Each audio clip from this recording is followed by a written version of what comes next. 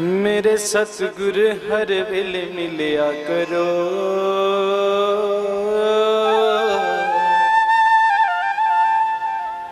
कोई गल सुनानी हुंदी है,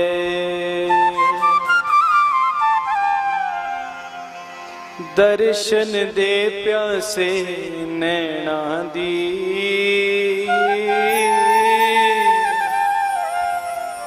असां प्यास बुझानी हुंदी है। मेरे सतगुर हर वेले मिलिया करो। कोई गल सुनानी हुंदी है, दर्शन दे प्यासे नैना दी।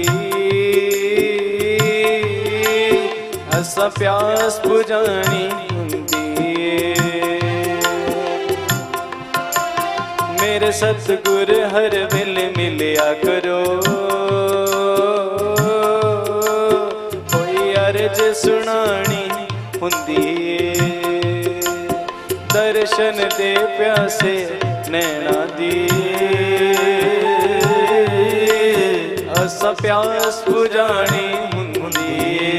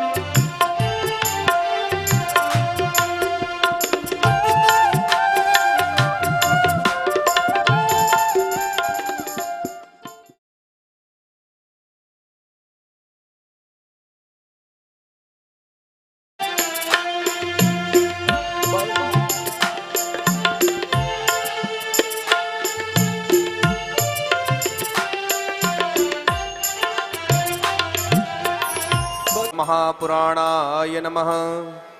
श्रीमद्भागवत पीठिकाय नमो नमः। सभी फूल लेकर के हाथ जोड़ें, श्रीमद्भागवत महापुराण का ध्यान करें। ओम मुखं पवित्रं यदि राम नामं, हृदय पवित्रं यदि शुद्ध ज्ञानम्, हस्तं पवित्रं यदि पुण्यदानं, चरणं पवित्रं यदि तीर्थयात्रा, वंशी विभूषितकरा नवनीरदाभात्, पीताम्बरा द्रविणबिम्बफलाधरोष्ठात्, पूर्णेन्दु सुन्दरमुखात् द्रविन्दनेत्रात्, कृष्णात् परं किमपि तत्त्वमहं न जाने। श्रीमद्भागवत पीठिकाय नमः। श्रीमद्भागवत पुराणाय नमः। ध्यानं समर्पयामि। पाद्यं अर्घ्यमात्म्यं स्नानं समर्पयामि। वस्त्रं समर्पयामि। तिलकं समर्पयामि। श्रीमद्भागवत पीठिकाय नमः। अक्षतानं समर्पयामि।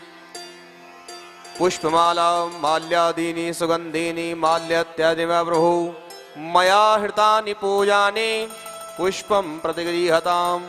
पुष्पमालां समर्पयामि। पुष्पमालां समर्पयामि। उपरान्तिः दक्षिणाद्रव्यं हिरण्यगर्भगर्भस्थं हीमबीजं विभावसु अनन्तपुण्यं फलदमच्चेत् यतः शान्तिं प्रयच्छमि। दक्षिणाद्रव्यं समर्पयामि। अथोपरान्तिः फूल लेकर के सभी हाथ जोड़ें, श्रीमद्भागवत पीठ का ध्यान करें। ओम ध्येया सदा सवित्रमण्डल मध्यवर्ती, नारायण सरसिजा समसन्निविष्टा, केयूरवान् मकरकुण्डलवान् किरीटी, हारे हिरण्यमय वपु धृत शंख चक्र। श्रीमद्भागवत पीठिकाय नमः। श्रीमद्भागवत पुराणाय नमः। प्रार्थना पूर्वकम नमस्कारान् समर्पयामि। बोलिए श्रीमद्भागवत महापुराण की जय।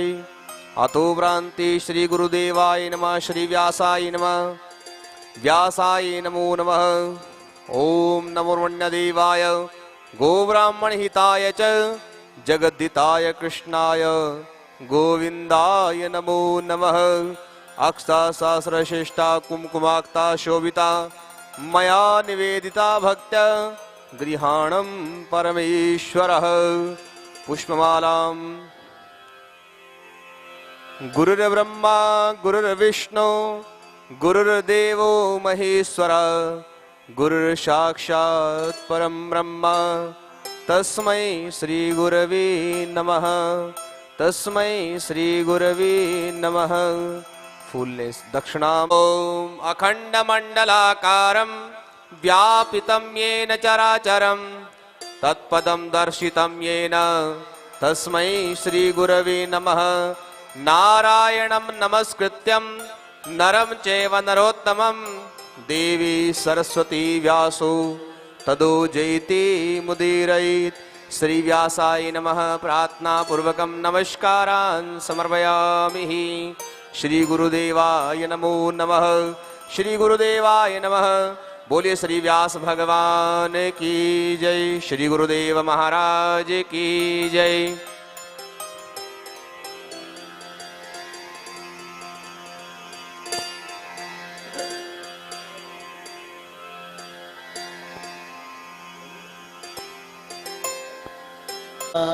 की है आरती आरती पापियों को पाप से है तरती। श्री भागवत भगवान की है आरती आरती पापियों को पाप से है तारती।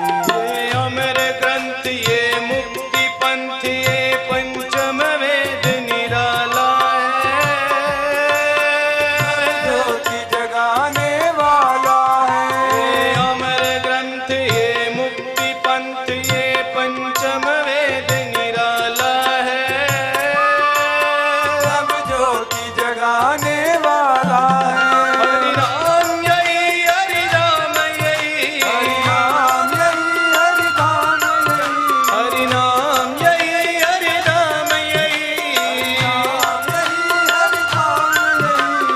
जग के मंगल की आरतियाँ पापियों को पाप से तारती। भागवत भगवान की है आरती आरती पापियों को पाप से है तारती। ये शांति गीत पावन पुनीत पापों को मिटाने वाला है। दर्श कराने वाला है। ये शांति गीत पावन पुनीत पापों को मिटाने वाला है। दर्श कराने वाला है। ये सुख करनी ये दुख हरनी करनी है दुख हरनी। ये सुख करनी ये दुख हरनी करनी है दुख हरनी। मधुसूदन की है आरती पापियों को पाप से है तारती। भागवत भगवान की है आरती आरती पापियों को पाप से है तारती। ये मधुर बोल जग पंथ खोल सन्मार्ग बताने वाला है। को बनाने वाला है। ये मधुर बोल जग पंथ खोल सन्मार्ग बताने वाला है। को बनाने वाला है। हरे राम यही घनश्याम यही राम यही घनश्याम यही। मेरे राम यही घनश्याम यही राम यही घनश्याम यही। प्रभु की महिमा की आरती हाँ पापियों को पाप से है तारती। भागवत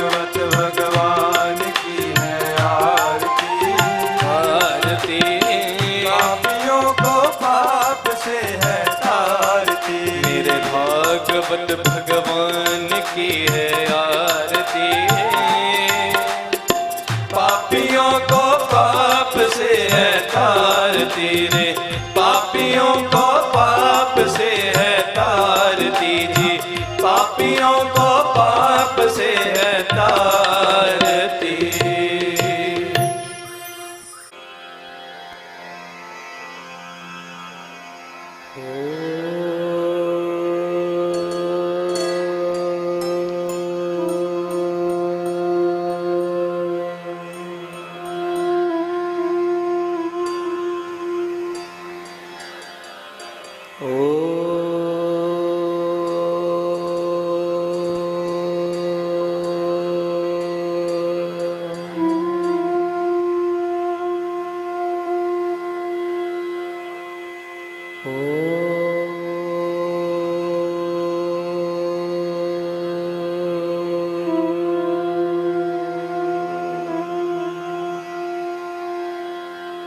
राधे तो मोरी स्वामिनी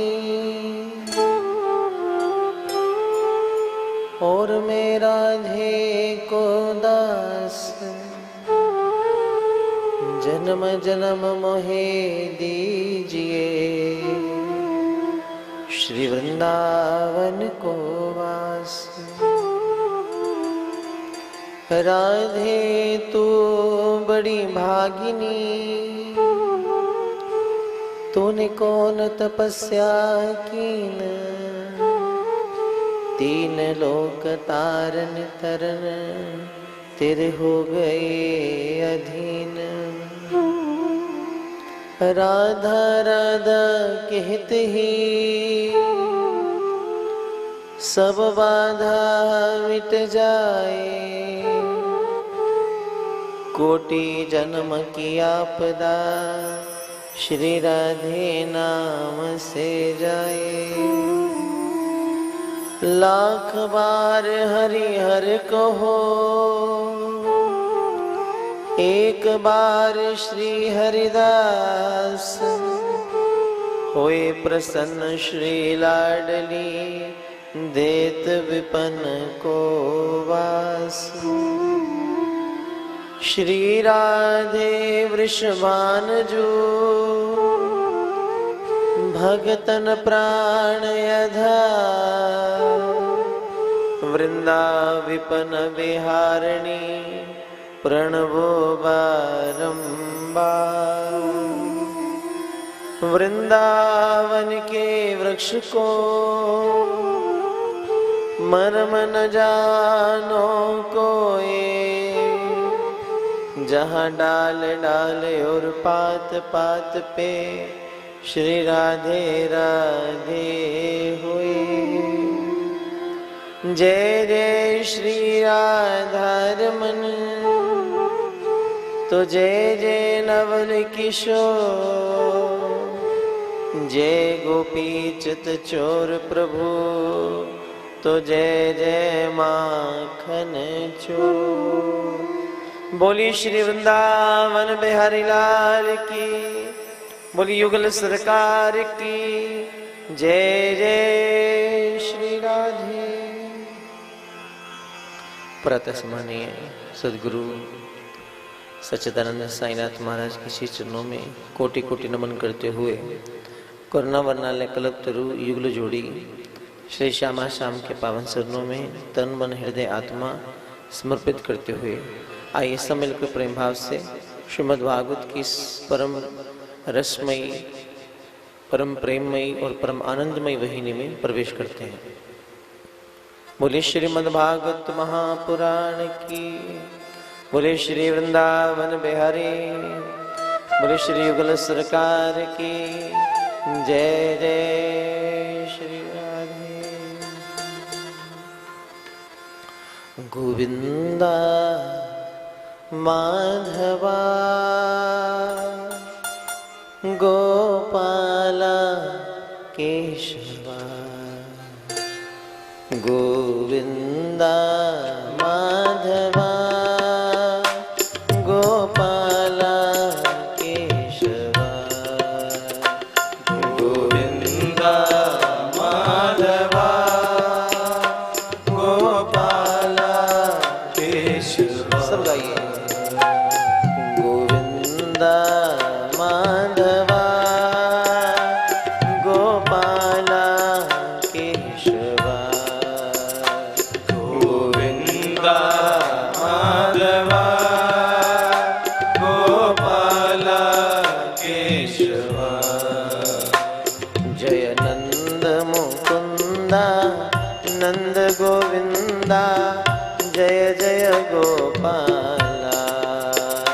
जय नंद मुकुंदा नंद गोविंदा जय जय गोपाला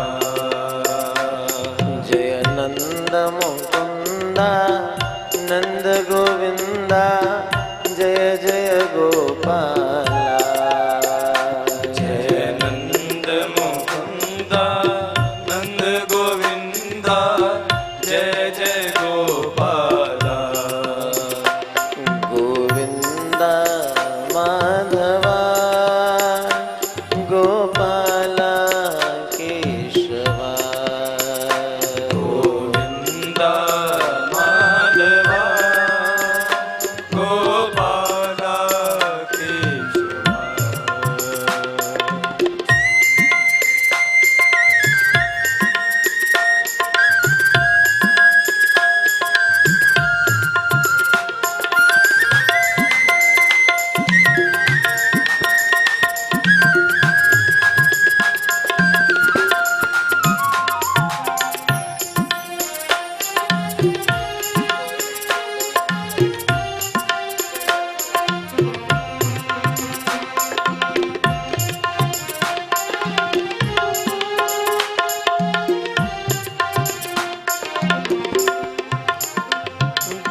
गिरधारी गिरधारी जय राधे गोपाला गिरधारी गिरधारी जय राधे गोपाला गिरधारी गिरधारी जय राधे गोपाला गिरधारी गिरधारी जय राधे गोपाला जय जय राधे गोपाला जय जय राधे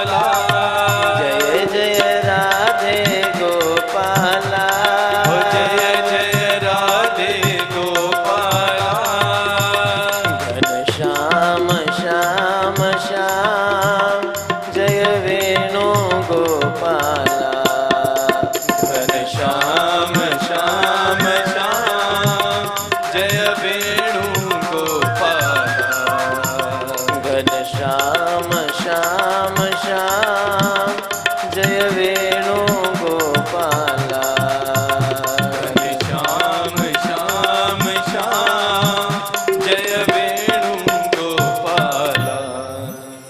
गोविंदा माधवा गोपाला केशवा जय नंद मुकुंदा नंद गोविंदा जय जय गोपाला। बोली श्री वृंदावन बिहारी लाल की जय। बोली नंद कंद भगवान की जय जय श्री राधे। माँ गंगा जी का सौम्य किनारा है, कल कल बहती माँ गंगा जी का जल, जहाँ अनेकों अनेक संत विराजमान हैं। परम संत सुखदेव जी महाराज परीक्षित को श्रीमद् भागवत का परम रस पिला रहे हैं। भागवत जी के तीन प्रमुख वक्ता हैं, तीन प्रमुख श्रोता हैं।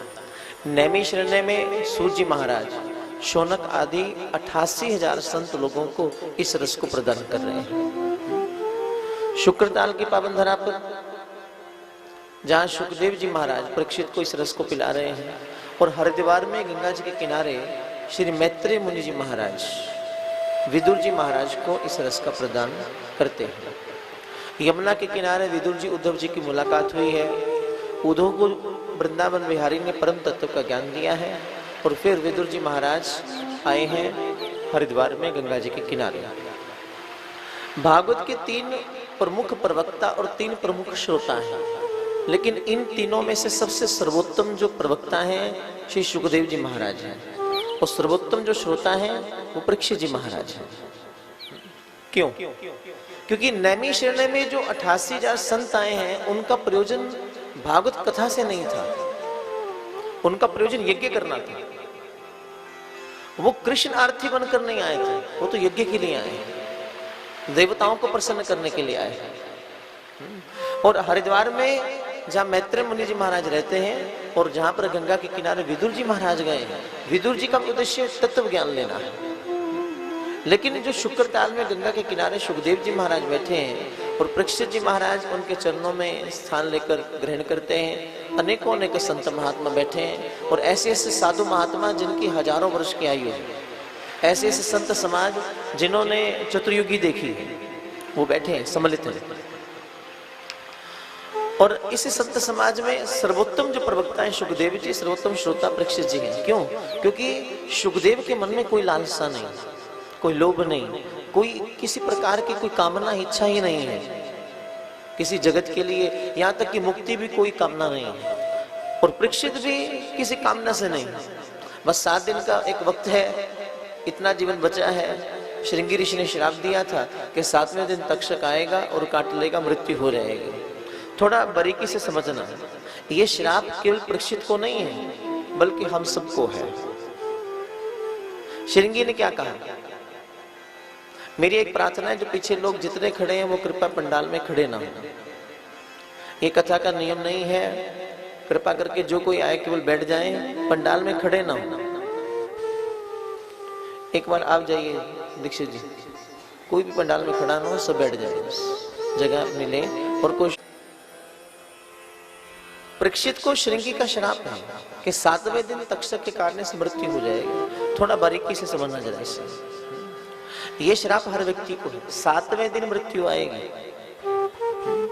दिन ही 7 है, और जब भी किसी की मृत्यु आएगी तो उन्हें 7 दिनों में ही आएगी, 8वां दिन ही नहीं बना।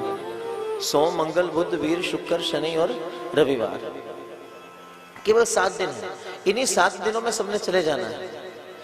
काल व्याल मुख ग्रास त्रास निर्नाश हेतवे श्रीमद्भागवतम शास्त्रम कुलोकिरेण भाषितम। काल रूपी व्याल सबके सर पर सवार है, किस वक्त आए खबर नहीं है, लेकिन आएगा जब भी तो इन 7 दिनों में ही आएगा। लेकिन थोड़ा ध्यान दें, परीक्षित को कन्फर्म है, परीक्षित छाती ठोक कर कह सकता है कि 7वें दिन से पहले नहीं मरूंगा, ये पक्का हो गया, ये कन्फर्म हो गया। लेकिन हम में से कोई भी नहीं कह सकता कि आप कितने पल जियोगे, किसी को पता नहीं, कन्फर्म नहीं है। परीक्षित कम से कम इतना जरूर दावे से कह सकता है कि 7 दिन से पहले नहीं जाऊंगा, ये पक्का होगा। और फिर शुक्रताल में जहां संत समाज बैठा है, जैसे गोकर्ण जी महाराज कहते हैं, अगर अंतर की जागृति लेकर आनी है तो पहुंचो संतों की शरण में, भक्तों के समाज में बैठो, रसिक समाज में बैठो, रसिकों का संग मिलेगा, भक्तों का संग मिलेगा तो अंदर का तंबूरा अपने आप बोल उठेगा, अंदर की स्वर लहरी अपने आप छिड़ जाएगा। इसलिए सदगुरु की शरण में जाओ। सदगुरु से दोस्ती खतरनाक है, क्योंकि जो तुम हो वो रहने नहीं देता। भागवत की दोस्ती बड़ी खतरनाक है। भागवत को जब आप पियोगे तो पीते पीते तुम्हें खुद खबर नहीं रहेगी कि तुम क्या से क्या हो गए, एकदम बदल देगी, परिवर्तन हो जाएगा। भागवत कहती है जो पहले दिन भागवत में आया है वो 7 दिन भागवत सुने। पहले दिन जो आया वो नीरस है, लेकिन जब 7वें दिन भागवत सुनकर उठेगा तो रस से भर के उठेगा, एकदम रसीली है भागवत। पूर्ण परिवर्तन कर देती है भागवत, पूर्ण परिवर्तन, अंदर से बदला। आप विचार करें परीक्षित के जीवन में ऐसा क्या हुआ 7 दिनों में कि वो मोक्ष पद प्राप्त कर गया, मुक्ति को प्राप्त कर गया। मैंने पहले कहा मुक्ति का अर्थ वो मत सोचना जो लोग निकालते हैं, वो गलत है, मूर्ख हैं लोग ऐसा अर्थ निकालने वाले कि मर जाओगे तो मुक्त हो जाओगे। कौन माइकल लाल गारंटी देगा कि तुम मुक्त हो जाओगे? जो व्यक्ति, याद रखना, जो व्यक्ति जीते जी मुक्त नहीं हुआ, मरने के बाद कोई भी ताकत उसे मुक्त नहीं कर पाएगी, पक्का है। मुक्त तुम्हें जीते जी खुद होना पड़ेगा। तुम देखोगे अपने आप को मुक्त होते, तुम अपने आप को महसूस करोगे, आप रियलाइज करोगे अपने आप को मुक्त होते हुए, क्योंकि मन मुक्त होता है, मन हल्का होता है। देखना कभी कभी ऐसी परिस्थितियां आएंगी, थोड़ा सा सुख आया जीवन में और तुम बहुत प्रफुल्लित हो गए, थोड़ा सा कष्ट आया और तुम डामाडोल हो गए, तो समझना अभी मन मुक्त नहीं है। पहला चिन्ह मुक्त होने का कि जिस वक्त परिस्थिति कैसी भी आए, लेकिन फिर भी तुम्हें कहीं भीतर लगे नहीं कोई सहारा है जो मुझे पकड़ रहा है, कहीं तुम्हें भीतर लगे कि नहीं वो प्रभाव नहीं हो रहा मुझ पर, वो लग नहीं रहा, इसका अर्थ है कहीं मुक्ति मिल रही है। मुक्ति बाद की बात मत करना,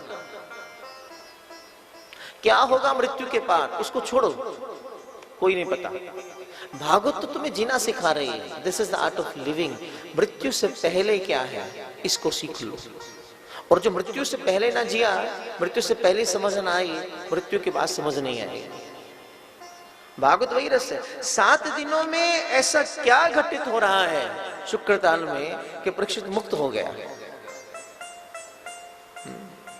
कि परीक्षित मुक्त हो गया। ऐसा क्या हो रहा है? क्या सुखदेव जी महाराज गंगा के किनारे कुछ कहानियां सुना रहे हैं कि ध्रुव था, ऐसी भक्ति की, प्रहलाद था, ये हुआ, शंभु मनु थे, शत्रुपा थी, तपस्या की, ऐसा हुआ, फिर भगवान ऐसे आए, ऐसा ऐसा हुआ? क्या ये सब सुनाकर संभव है कि परीक्षित की मुक्ति हुई? आप उत्तर दो। क्या ये सब सुनाया और इसलिए मुक्ति होगी? वो तो सारा समाज सुन रहा है आज, वो तो सारा समाज सुन रहा है। अगर केवल कहानियां सुनने से कोई मुक्त हो जाए तो फिर सारा जगत मुक्त हो जाना चाहिए, लेकिन फिर भी तनाव क्यों है, फिर भी इतनी दुविधा क्यों है, फिर भी इतनी विक्षेपताएं क्यों हैं, फिर भी इतना कष्ट क्यों है? माने कहीं ना कहीं कुछ हमारे समझने में गलती है। हमने भागवत को केवल इतना समझा कि एक नियम है, कहानी सुनाओ, ये करो, वो करो, ऐसा ऐसा होना चाहिए, इसलिए शायद जो कृपा आनी चाहिए वो छूट गई। इसलिए जिस चीज का एहसास हमें करना था, जो रियलाइज हमने भीतर से कहीं कुछ करना था, वो चला गया, वो चला गया। भागवत की शरण में कोई आए, भागवत सुने, भागवत का रस ले, और फिर भी कहीं मन में दुविधा रह जाए, विक्षेपता रह जाए, कोई फिर भी मन में कोई भ्रम रह जाए, कोई शंका रह जाए, तो इसका अर्थ है अभी तुम समझ नहीं पा रहे, अभी तुम रियलाइज नहीं कर पा रहे, अभी कुछ तुम्हें ग्रहण नहीं करना आ रहा, कुछ कमी है। वो कमी बाहर नहीं, तेरे भीतर ही कहीं है, बाहर नहीं, कहीं भीतर कुछ कमी है। क्योंकि भागवत सुनते सुनते तुम्हारे मन के कितने प्रकार के जो कल्प विकल्प सब खत्म हो जाएंगे, भ्रम से दूर हो जाओगे, वहम भ्रम नहीं रहेंगे, ये ध्यान रखना। भक्ति व्यक्ति को हल्का करती है, भक्ति में बोझ नहीं होता। लेकिन आजकल तो लोग बोझ लिए घूम रहे हैं, कितने प्रकार के बोझ हैं, ऐसा करो, ऐसा ना करने से ये हो जाएगा, ऐसा ना करने से, ये सब नहीं है भागवत में, ऐसा कुछ नहीं है। भागवत सहज है, तुम्हें सहज बनाएगी, सरल बनाएगी, सादा बनाएगी, एक कदम तुम्हारे जीवन को प्रफुल्लित कर देगी। जहां जिसकी शरण में आने के बाद पहली बात तुम्हें हल्का लगने लगे, बस तुम्हें कोई बोझ ना हो। जहां जाने के बाद जब तुम आओ तो हो सकता है कितना बोझ तुम्हारे सर पर हो, लेकिन सुनते सुनते तुम्हें जब पता लगे बाद में कोई बोझ नहीं रहा, कोई मुझे पीड़ा नहीं रही, कोई दर्द नहीं रहा, कोई घबराहट नहीं रही, किसी प्रकार की कोई विक्षेपता मन में नहीं रही, समझना भागवत तुम्हें लगी है। अब समझना तुमने रस पिया है, समझना वो भीतर कहीं गई है, क्योंकि ये बाहर का विषय नहीं है, ये तुम्हारे भीतर का भविष्य है, भीतर का भविष्य। इसलिए विचार करो जरा गहराई से, और विचार भी नहीं मनन करो, मनन करो, क्योंकि विचार भी कहीं ऊपरी अवस्था है, दिमाग की अवस्था है, मनन गहराई में है, बड़ी गहराई में, मनन गहराई में है। उसका चिंतन थोड़ा करना, उस दुविधा से थोड़ा सा बाहर निकलना। दुविधाएं बहुत है समाज में, परीक्षित के मन में भी बड़ी दुविधा थी। जब श्राप मिला तो परीक्षित थोड़ा सा शायद घबराया हुआ था, प्रश्न कर रहा था मुक्ति कैसे मिले, संतों से पूछ रहा था मुक्ति कैसे मिले, लेकिन कोई सदगुरु आता है, कोई दिव्य पुरुष आता है, और हर कोई सदगुरु नहीं होता, ध्यान रखना, थोड़ा थोड़ा यहाँ चिंतन करना। जल्दी मत करना, आज के समाज में बहुत जल्दी मत करना, किसी को देख करके जल्दी जल्दी गुरु बना ले, धारण कर ले, नहीं तो हो सकता है सब गए। बहुत जल्दी नहीं कर, जरूरत नहीं है। जिसको भी तुम गुरु पथ पर अनुसरण कर रहे हो, मान लो वो कोई भी क्यों ना हो, कोई भी क्यों ना हो, एक बार उसका अनुसरण करने से पहले थोड़ा देखो, जानो, थोड़ा सा समझो, थोड़ा सा जानना जरूरी है, समझना जरूरी है। थोड़ा कुछ समय उसके अगल बगल रहो। महात्मा बुद्ध के पास कोई व्यक्ति आया करता था और आकर के, बाबा आपकी शरण में रहना चाहता हूं, आप मुझे नाम दीक्षा दीजिए, अपना शिष्य बनाइए। तो बुद्ध कहा करते थे, 1 साल मेरे साथ रह जरा, 1 वर्ष मेरे साथ रहे, उसके बाद देखना तुझे क्या करना है। और कोई टिक जाए तो फिर वो शिष्य है, कोई ना टिके तो फिर गया। जल्दबाजी नहीं, हम हर कार्य में जल्दबाजी कर रहे हैं, बहुत जल्दी चाहिए, जो हो शॉर्टकट हो जाए, जल्दी जल्दी हो जाए, लेकिन जल्दी जल्दी नहीं। धीरे धीरे रे मना, धीरे सब कछु होए, माली सींचे सो घड़ा, ऋतु आए फल होए। भले अगर माली कहे बीज बो दूं और 100 घड़ा जितना पानी चाहिए पहले ही डाल दूं, तो क्या वृक्ष लगेगा? नहीं लग पाएगा। समय चाहिए थोड़ा, धीरे धीरे इंतजार करो। मौसम परिस्थितियों की अनुकूलता होनी चाहिए, समय का इंतजार करना पड़ेगा। इसलिए जल्दबाजी मत करना, जल्दबाजी जो करेगा वो हानि में जाएगा। जो आज लोगों को हो रही है, थोड़ा संभल कर चलने का वक्त है, थोड़ा गहराई से करने का वक्त है। थोड़ा के ऊपर से नहीं, भीतर से, भीतर से, बहुत भीतर जाना पड़ेगा तुम्हें, बहुत गहराई में। कृष्ण रस बहुत गहरा है, इतना गहरा है, मैंने बार बार कहा कि तुम बचोगे नहीं, और सही कहूं मर जाओगे। ये मरने का विषय है, जीने के लिए नहीं। तैयार हो मरने के लिए? चेहरा बता देता है कौन तैयार है, कौन तैयार नहीं है। मरना जरूरी है। अगर कृष्ण कथा सुनोगे मर जाओगे प्यारे। जिसको मरने से डर लगे चले जाओ, कोई पता नहीं। अभी भी कृष्ण आए नहीं, चले जाओ, जाओ घर जाओ अपने अपने। फिर नहीं बच पाओगे, कृष्ण के आने के बाद नहीं बचोगे। मरना है यहाँ, जो मरने को तैयार है वो मेरे साथ चलो। जिस मरने ते जग डरे। लोग डरते हैं मृत्यु से, लेकिन थोड़ा समझना भागवत के गहराई। जिस मरने ते जग डरे और मेरे मन आनंद। जिस मरने ते जग डरे और मेरे मन आनंद। मरने ही ते पाइए, मरने ही ते पाइए पूरन परमानंद। बोले श्री वृंदावन बिहारी। मौत से पहले तुम मौत को स्वीकार कर लो बस, ये भागवत सिखा रही है। वरना मृत्यु तो छीन लेगी, फिर तड़पोगे, रोवोगे, चिल्लाओगे। अच्छा है उससे पहले स्वीकार कर लो।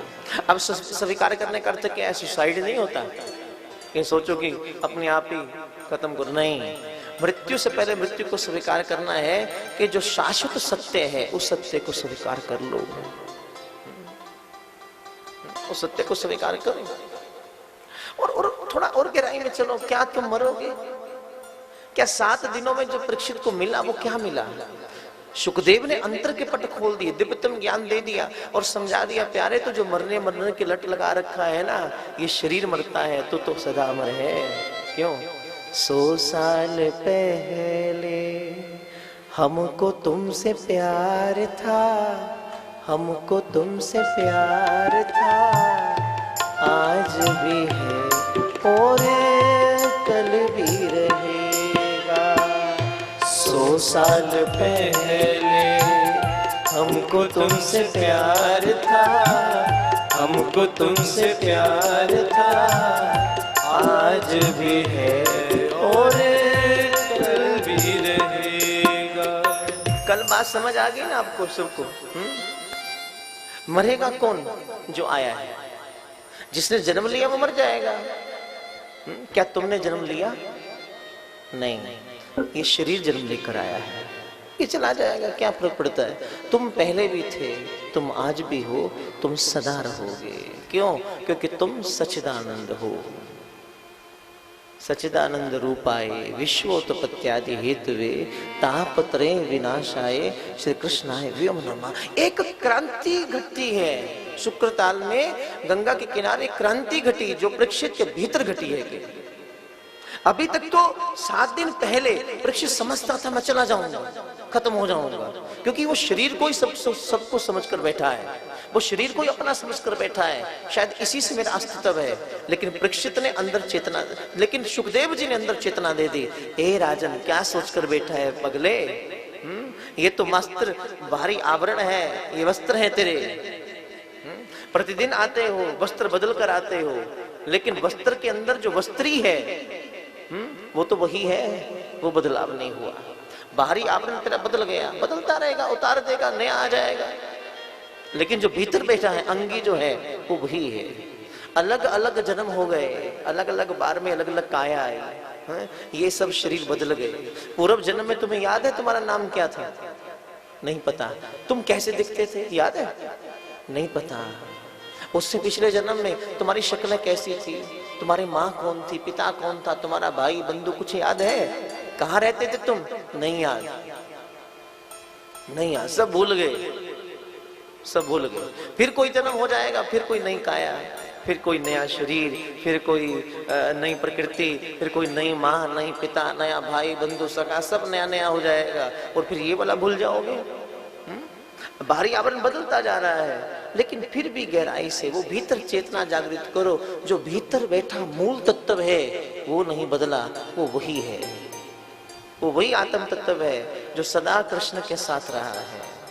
100 साल पहले, अनंत जन्म पहले हमको तुमसे प्यार था, हमको तुमसे प्यार था, आज भी है और कल भी रहेगा। उस गोविंद के साथ बस परीक्षित को चेतना मिल गई।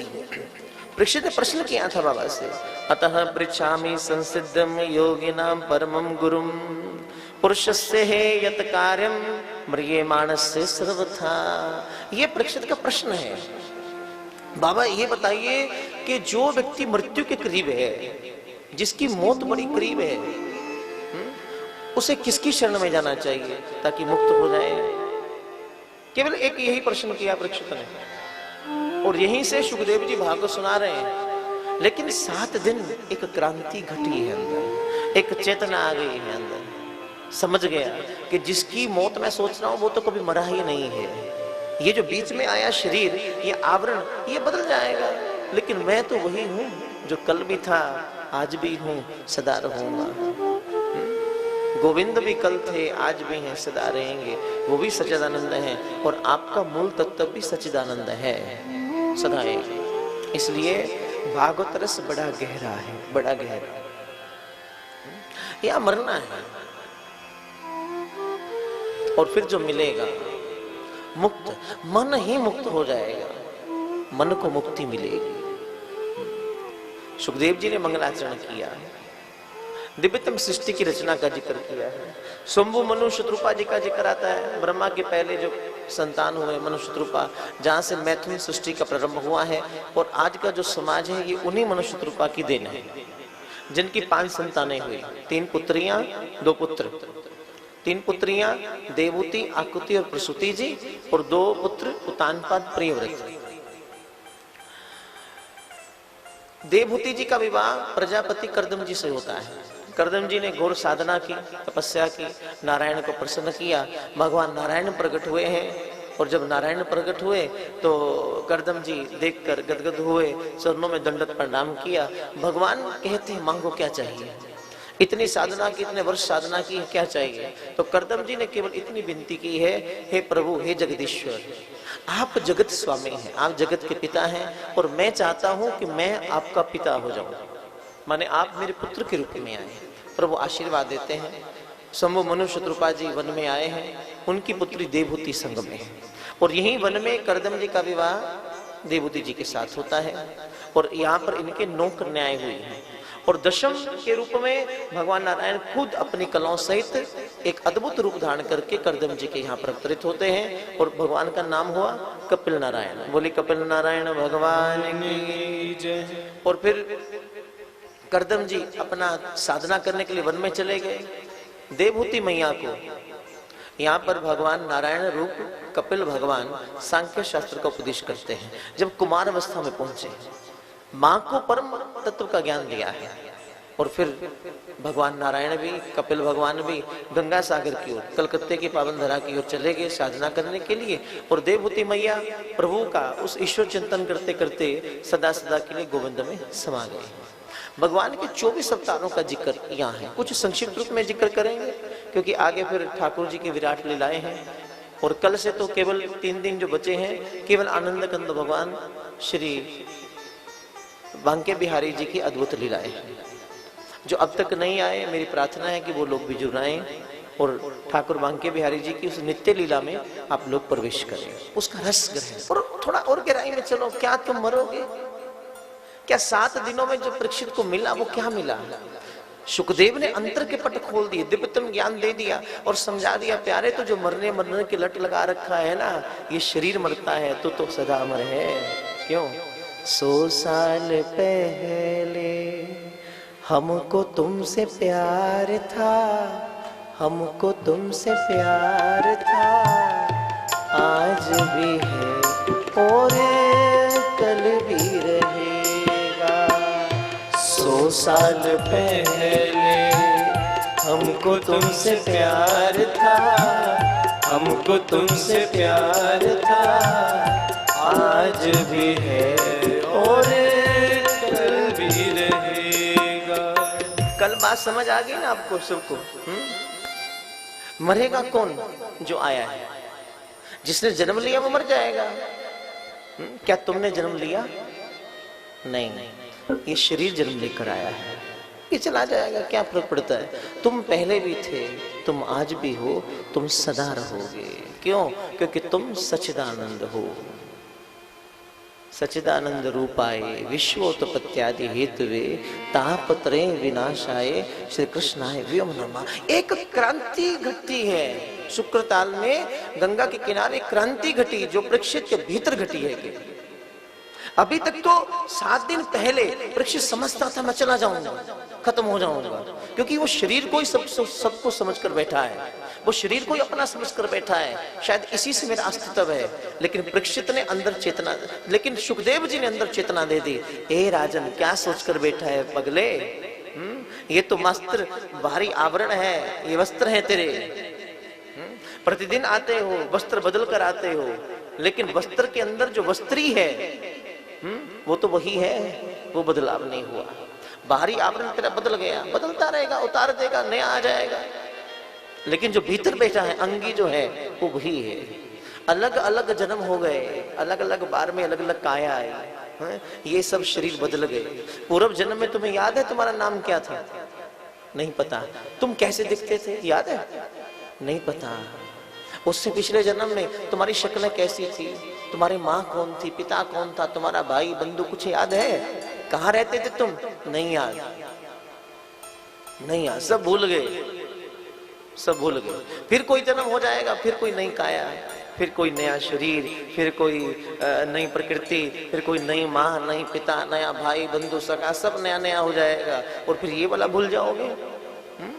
बाहरी आवरण बदलता जा रहा है, लेकिन फिर भी गहराई से वो भीतर चेतना जागृत करो। जो भीतर बैठा मूल तत्व है वो नहीं बदला, वो वही है, वो वही आत्म तत्व है जो सदा कृष्ण के साथ रहा है। 100 साल पहले, अनंत जन्म पहले हमको तुमसे प्यार था, हमको तुमसे प्यार था, आज भी है और कल भी रहेगा। उस गोविंद के साथ बस परीक्षित को चेतना मिल गई।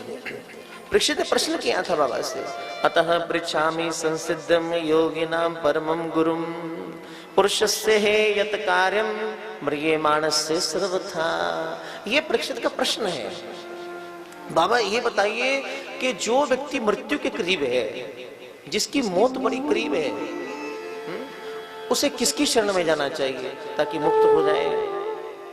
केवल एक यही प्रश्न किया परीक्षित ने और यहीं से सुखदेव जी भागवत सुना रहे हैं। लेकिन 7 दिन एक क्रांति घटी है अंदर, एक चेतना आ गई है अंदर। समझ गया कि जिसकी मौत मैं सोच रहा हूं वो तो कभी मरा ही नहीं है। ये जो बीच में आया शरीर, ये आवरण, ये बदल जाएगा, लेकिन मैं तो वही हूं जो कल भी था, आज भी हूं, सदा रहूंगा। गोविंद भी कल थे, आज भी हैं, सदा रहेंगे। वो भी सच्चिदानंद है और आपका मूल तत्व भी सच्चिदानंद है, सदा है। इसलिए भागवत रस बड़ा गहरा है, बड़ा गहरा। या मरना है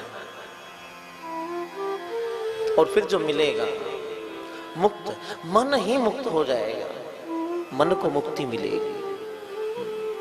सुखदेव जी ने मंगलाचरण किया है, दिव्यतम सृष्टि की रचना का जिक्र किया है। शंभु मनु शत्रुपा जी का जिक्र आता है। ब्रह्मा के पहले जो संतान हुए मनु शत्रुपा, जहां से मैथुन सृष्टि का प्रारंभ हुआ है और आज का जो समाज है ये उन्हीं मनु शत्रुपा की देन है, जिनकी 5 संतानें हुई, 3 पुत्रियां 2 पुत्र। 3 पुत्रियां देवहूति, आकुति और प्रसूति जी और 2 पुत्र उतानपाद, प्रियव्रत। देवहूति जी का विवाह प्रजापति कर्दम जी से होता है। कर्दम जी ने घोर साधना की, तपस्या की, नारायण को प्रसन्न किया। भगवान नारायण प्रकट हुए हैं और जब नारायण प्रकट हुए तो कर्दम जी देखकर गदगद हुए, चरणों में दंडवत प्रणाम किया। भगवान कहते हैं मांगो क्या चाहिए, इतनी साधना की, इतने वर्ष साधना की, क्या चाहिए? तो कर्दम जी ने केवल इतनी विनती की है, हे प्रभु, हे जगदीश्वर, आप जगत स्वामी हैं, आप जगत के पिता हैं और मैं चाहता हूं कि मैं आपका पिता हो जाऊं, माने आप मेरे पुत्र के रूप में आए। प्रभु आशीर्वाद देते हैं। शंभु मनु शत्रुपा जी वन में आए हैं, उनकी पुत्री देवहूति संग में है और यही वन में कर्दम जी का विवाह देवहूति जी के साथ होता है और यहाँ पर इनके 9 कन्याएं हुई हैं और दशम के रूप में भगवान नारायण खुद अपनी कलाओं सहित एक अद्भुत रूप धारण करके कर्दम जी के यहाँ पर अवतरित होते हैं और भगवान का नाम हुआ कपिल नारायण। बोली कपिल नारायण भगवान की जय। और फिर कर्दम जी अपना साधना करने के लिए वन में चले गए। देवहूति मैया को यहाँ पर भगवान नारायण रूप कपिल भगवान सांख्य शास्त्र का उपदेश करते हैं। जब कुमार अवस्था में पहुंचे, माँ को परम तत्व का ज्ञान दिया है और फिर भगवान नारायण भी, कपिल भगवान भी गंगा सागर की ओर, कलकत्ते की पावन धरा की ओर चले गए साधना करने के लिए और देवहूति मैया प्रभु का उस ईश्वर चिंतन करते करते सदा सदा के लिए गोविंद में समा गए। भगवान के 24 अवतारों का जिक्र यहाँ है, कुछ संक्षिप्त रूप में जिक्र करेंगे क्योंकि आगे फिर ठाकुर जी की विराट लीलाएं हैं और कल से तो केवल 3 दिन जो बचे हैं केवल आनंद कंद भगवान श्री बांके बिहारी जी की अद्भुत लीलाएं हैं। जो अब तक नहीं आए, मेरी प्रार्थना है कि वो लोग भी जुड़ आए और ठाकुर बांके बिहारी जी की उस नित्य लीला में आप लोग प्रवेश करें, उसका रस ग्रहण। रूप में प्रकट हुए हैं भगवान, बारह रूप में प्रकट हुए हैं। एक बार संत कुमार जी बद्रिका धाम में साधना करते हैं। सबके पूर्वज है, मैंने पहले ही बताया, लेकिन आयु मात्र 5 वर्ष की बनी रहती है। केवल कुपीन पहनते हैं, हर वक्त साधना में लेने रहते हैं। एक बार मन में हुआ कि चलो वैकुंठ लोक चलते हैं और श्री नारायण का दर्शन करें, और संत कुमार गोविंद का दर्शन करने के लिए वैकुंठ लोक में गए हैं। वैकुंठ लोक के 7 द्वार हैं और 7 द्वार पर 2-2 पार्षद खड़े हैं, और उन पार्षदों की वेशभूषा बिल्कुल गोविंद जैसी है, नारायण जैसी है, चतुर्भुज रूप में शंख चक्र पद्म धारण किए हुए। लेकिन भेद क्या है कि भगवान नारायण के वक्षस्थल पर शिरवस्त्र का चिन्ह है, गले में कौस्तुभमणि है, और पार्षदों के ये नहीं है। बाकी वेशभूषा बिल्कुल जैसी है। माने वैकुंठ में जो जाता है भगवान उसे स्वरूप मुक्ति प्रदान कर देते हैं, माने अपने जैसा रूप प्रदान कर देते हैं। 7 द्वार है। पहले द्वार पर संत कुमार गए हैं, पार्षदों ने अभिनंदन किया, स्वागत किया है, द्वार खुल गए, भीतर प्रवेश हुआ है। दूसरे द्वार पर स्वागत हुआ है, 6 द्वार खुल गए। 7वें द्वार पर जय और विजय खड़े हैं, 2 पार्षद जय और विजय खड़े हैं। और बाबा को देखा, चारों संत कुमारों को देखा है, तो देखकर रास्ता रोक लिया, भीतर जाने की आज्ञा नहीं दी, अपमान किया, तिरस्कार किया। और आज संत कुमारों को भी जीवन में पहली बार क्रोध आया है, और क्रोध के वशीभूत होकर श्राप दे दिया कि आप लोग राक्षस प्रवृत्ति के हैं, संत का सम्मान नहीं करना आता, इसलिए श्राप देते हैं, आप लोग पृथ्वी लोक पर जाओ और 3 जन्म राक्षस बनो। इतना कहा तो बेचारे चरणों पर गिर पड़े, बाबा क्षमा करें, अपराध हो गया, भूल हो गई। लेकिन अब संत कुमारों को पश्चाताप हुआ। हम जीवन भर बद्रिका धाम में रहे, वहां पर सुंदर कंदराओं में, पर्वतों में, गंगा जी के किनारे, अलकनंदा के किनारे साधना करते रहे, और हमें लगा हमें क्रोध नहीं है। लेकिन आज वैकुंठ लोक में 7वें द्वार पर आकर हमें भी खबर लगी, जो सोच रहे थे वो मिथ्या था, हमें भी क्रोध है। मन की 1000 परतें। कई बार हम सत्संग में जाते हैं, कहीं भक्ति रस में प्रवाहित होते हैं, हमें भी लगने लगता है कि शायद अब हमारे भीतर शांत हो गया, क्रोध नहीं रहा। लेकिन कभी कभी फिर ऐसा होता है जब खबर लगती है कि कहीं बीच में दबा हुआ वो चिंगारी भड़क उठी, पश्चाताप हुआ, और नारायण भगवान वहीं पर प्रकट हो गए। संत कुमारों ने भी, पार्षदों ने भी क्षमा मांगी, प्रभु क्षमा करें। लेकिन नारायण मुस्कुराए, हे बाबा चिंता मत करें, जो होता है वो हमारी ही इच्छा से होता है, अब मैं ही कुछ लीला करना चाहता हूँ। जय विजय, संतों का श्राप भी तुम्हारे लिए वरदान हो जाएगा, तुम पृथ्वी पर जाना और 3 जन्म राक्षस बनना। लेकिन मैं वचन देता हूँ कि जब जब तुम वहां पर जाकर राक्षस बनोगे, तब तक तुम्हारा उद्धार करने के लिए मैं स्वयं कोई ना कोई रूप धारण करके धरती पर आऊंगा। और तब जय विजय सबसे पहले जन्म में हिरण्यकशिपु और हिरण्याक्ष के रूप में आते हैं, और उनका उद्धार करने के लिए, हिरण्याक्ष के उद्धार के लिए भगवान नारायण बराह रूप धारण करके आए हैं। और जिस वक्त पृथ्वी को जल के अंदर डुबो दिया गया, तब भगवान का हिरण्याक्ष के साथ युद्ध होता है, और भगवान अपने नथनों पर पृथ्वी को धारण करके फिर से स्थापित करते हैं, और बराह भगवान हिरण्याक्ष का वहीं पर उद्धार कर देते हैं। देवताओं ने पुष्पों की वर्षा की है, जय घोष होने लगी है।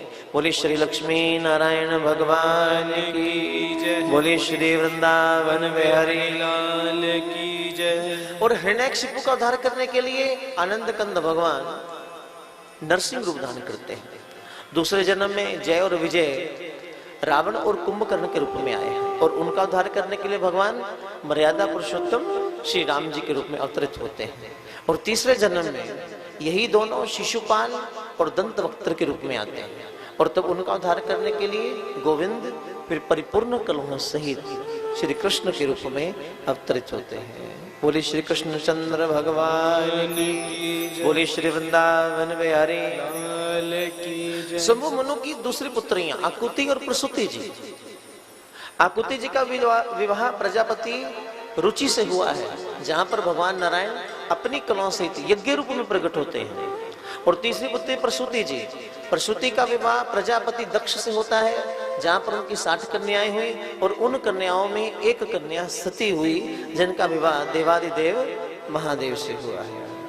चलत कुंडलम भ्रू सुनेत्रम विशालम प्रसन्नान नीलकंठ दयालम, दयालु कृपालु, कर्पूर गौरम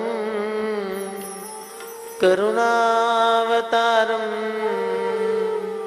संसार सारम भुजगेन्द्रहारम सदा वसंतम हृदयारविंदे भवं भवानी सहितं नमामि। नमामि शमीशान निर्वाण रूपम विभुव्यापकं ब्रह्मवेद स्वरूपम निजं निर्गुणं निर्विकल्पं निरीहं चिदाकाशमाकाशवासं भजेऽहं। नमामि शमीशान निर्वाणरूपम् व्यापकं ब्रह्मवेदस्वरूपं निजं निर्गुणं निर्विकल्पं निरीहं चिदाकाशमाकाशवासं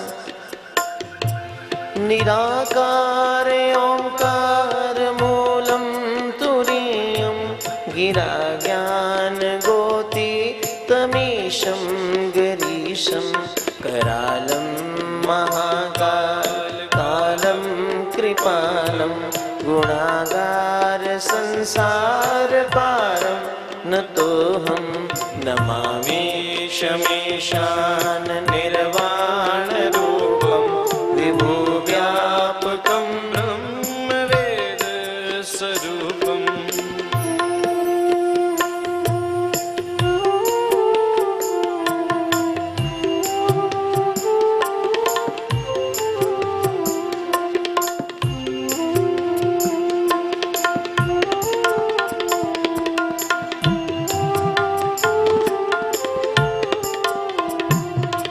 तुषाराद्रिसङ्काश गौरं गभीरं मनोभूतकोटि प्रभाश्री शरीरं तुषाराद्रिसङ्काश गौरं गभीरं मनोभूतकोटि प्रभाश्री शरीरं सफलमौलिकोलो लिनिचारु गंगा लसत बाल बालेन्दु कंठे भुजंगा।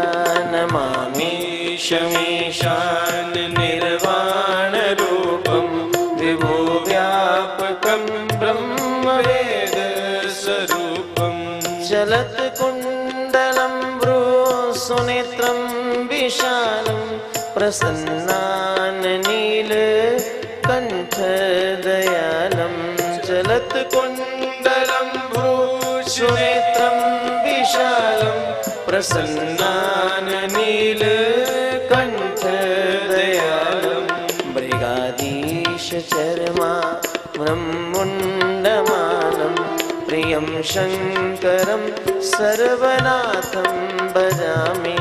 नमामि शमीशान निर्वाण रूपं विभुव्यापकं ब्रह्मवेद स्वरूपं निजं निर्गुणं निर्विकल्पं निरीहं चिदाकाशमाकाशवास। नमामि शमीशान निर्वाण रूपं विभुव्यापकं ब्रह्मवेद स्वरूपं विभुव्यापकं ब्रह्मवेद स्वरूपं विभुव्यापकं ब्रह्मवेद स्वरूपं। बोलिए देवादिदेव महादेव की जय, बोलिए श्री वृंदावन बिहारी लाल की जय। सती जी का विवाह महादेव से हुआ है। प्रजापति दक्ष को महादेव से बड़ी प्रतिस्पर्धा है। एक दिन कलकल में सुंदर उत्सव हुआ, यज्ञ का कार्यक्रम हुआ, समस्त देवता देवी गण गए हैं, लेकिन महादेव को निमंत्रण नहीं दिया गया। लेकिन जब सती ने सबको चलते देखा, अति संक्षिप्त रूप में भागवत में इस कथा का वर्णन है, सबको चलते देखा तो पूछती हैं और सबने संदेश दिया आपके पिता के घर में यज्ञ है, आपको निमंत्रण नहीं मिला। तो सती के हृदय में चोट लगी, महादेव से विनती करती है भोलेनाथ आप कृपा करें मैं जाऊं पिता के घर में। लेकिन महादेव ने कहा जब निमंत्रण नहीं मिला तो जाना कहेगा। बोले नहीं, आखिर पिता है, मुझसे तो बहुत लाड करते हैं, हो सकता है उस सब के कारण कुछ भूल रह गई हो, ना याद रही हो। लेकिन महादेव समझाते हैं जब पिता ने बुलाया नहीं तो। बोले नहीं, पुत्री पिता के घर में बिना बुलाए जा सकती है। महादेव ने रोकने का प्रयत्न किया है, लेकिन वो जानते हैं कि होई है सोई जो राम रच रखा, जो मेरे गोविंद चाहते हैं होगा वही। प्रयत्न किया लेकिन सती रुकी नहीं, और जब आई है तो महादेव का तिरस्कार हुआ, अपमान हुआ, सह नहीं पाई और अपने ही योग अग्नि में अपने को जलाकर खत्म कर लिया। फिर महादेव ने क्रोध में वीरभद्र की उत्पत्ति की है, वीरभद्र ने यज्ञ को विध्वंस किया। लेकिन संत समाज ने, साधुओं ने भोलेनाथ की कृपा पानी चाहिए, प्रार्थना किए बाबा आप दयालु हैं, कृपालु हैं, आप नीलकंठ हैं, आप तो विष को पीकर अमृत प्रदान करने वाले हैं, हम पर कृपा करें, हमारे अपराधों को क्षमा करें। और तब दयालु महादेव ने उसी वक्त यज्ञ को संपूर्ण किया है। दक्ष प्रजापति को जीवन दान दिया, बकरे का सर लगाया है। और लीला को आगे बढ़ाते सुखदेव महाराज के चल रहे हैं। महादेव जो श्री कृष्ण के प्रेमी हैं, श्री कृष्ण महादेव के भी इष्ट हैं, राम उनके इष्ट हैं, और प्रभु के इष्ट कौन है? महादेव। महादेव और राम जी में बड़ा प्रेम है, आपस में बहुत प्रेम। और राम ही जब कृष्ण बन कर आते हैं, जब जब नारायण अलग अलग लीलाएं करने के लिए आते हैं, महादेव रह नहीं पाते। महादेव स्वयं उनकी दिव्यतम लीलाओं का दर्शन करने के लिए, प्रभु के आनंद रस को लेने के लिए खुद प्रभु की लीला में प्रवेश कर जाते हैं। जब राम रूप में आए, बाल लीलाएं की, तब महादेव काव्यशुंडी के साथ आए हैं। और जब कृष्ण रूप में आते हैं, आप देखना कल की लीला जब चलेगी ठाकुर जी की, और तब महादेव आनंद कंद भगवान बांके बिहारी का दर्शन करने के लिए किस किस रूपों में नहीं आते। बाल रूप का दर्शन करने के लिए भगवान आ गए, अलग जगह ही यशोमती मैया के दर पर। भगवान थोड़े बड़े हुए, उनके साथ खेल करने के लिए महादेव पहुंच जाते हैं। कुछ और बड़े हुए, होरी उत्सव हुआ तो प्रभु के संग में होरी का आनंद लेने के लिए महादेव चले जाते हैं।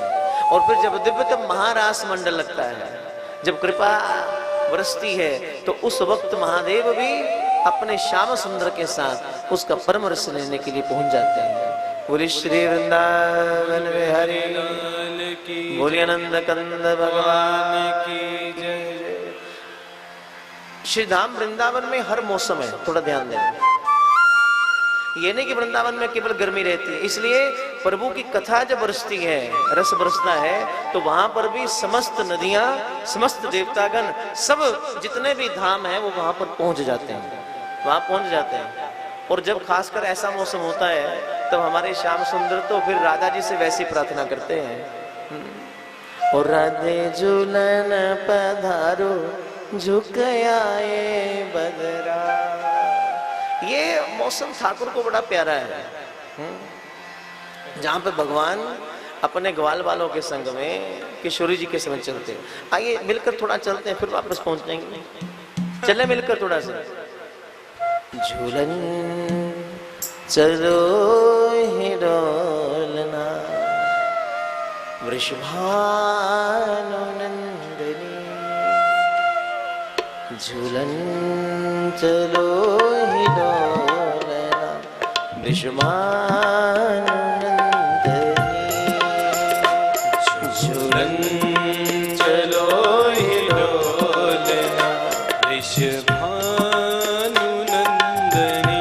आइए सब मिलकर इस अद्भुत कृपा की बरसात में गोविंद की लीला में प्रवेश करते हैं। पंडाल में कोई खड़े ना हो, पीछे सब बैठ जाएं, खड़े ना हो, यहाँ पर सब बैठ जाइए।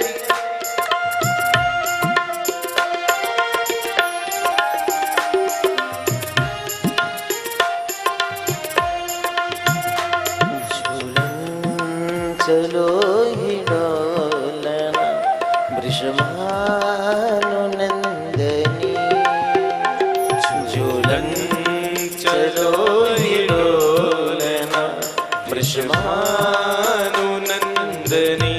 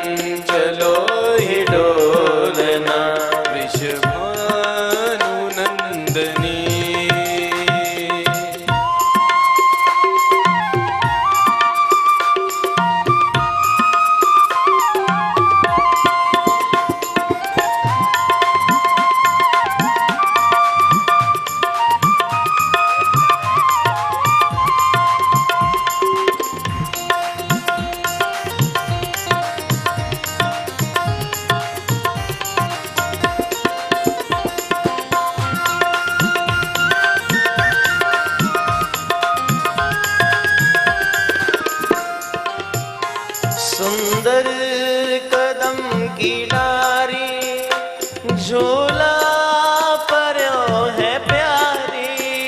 सुंदर कदम अंदर मन से पहुंचो यमुना के पुलिन पर। झूला पड़ो है प्यारी।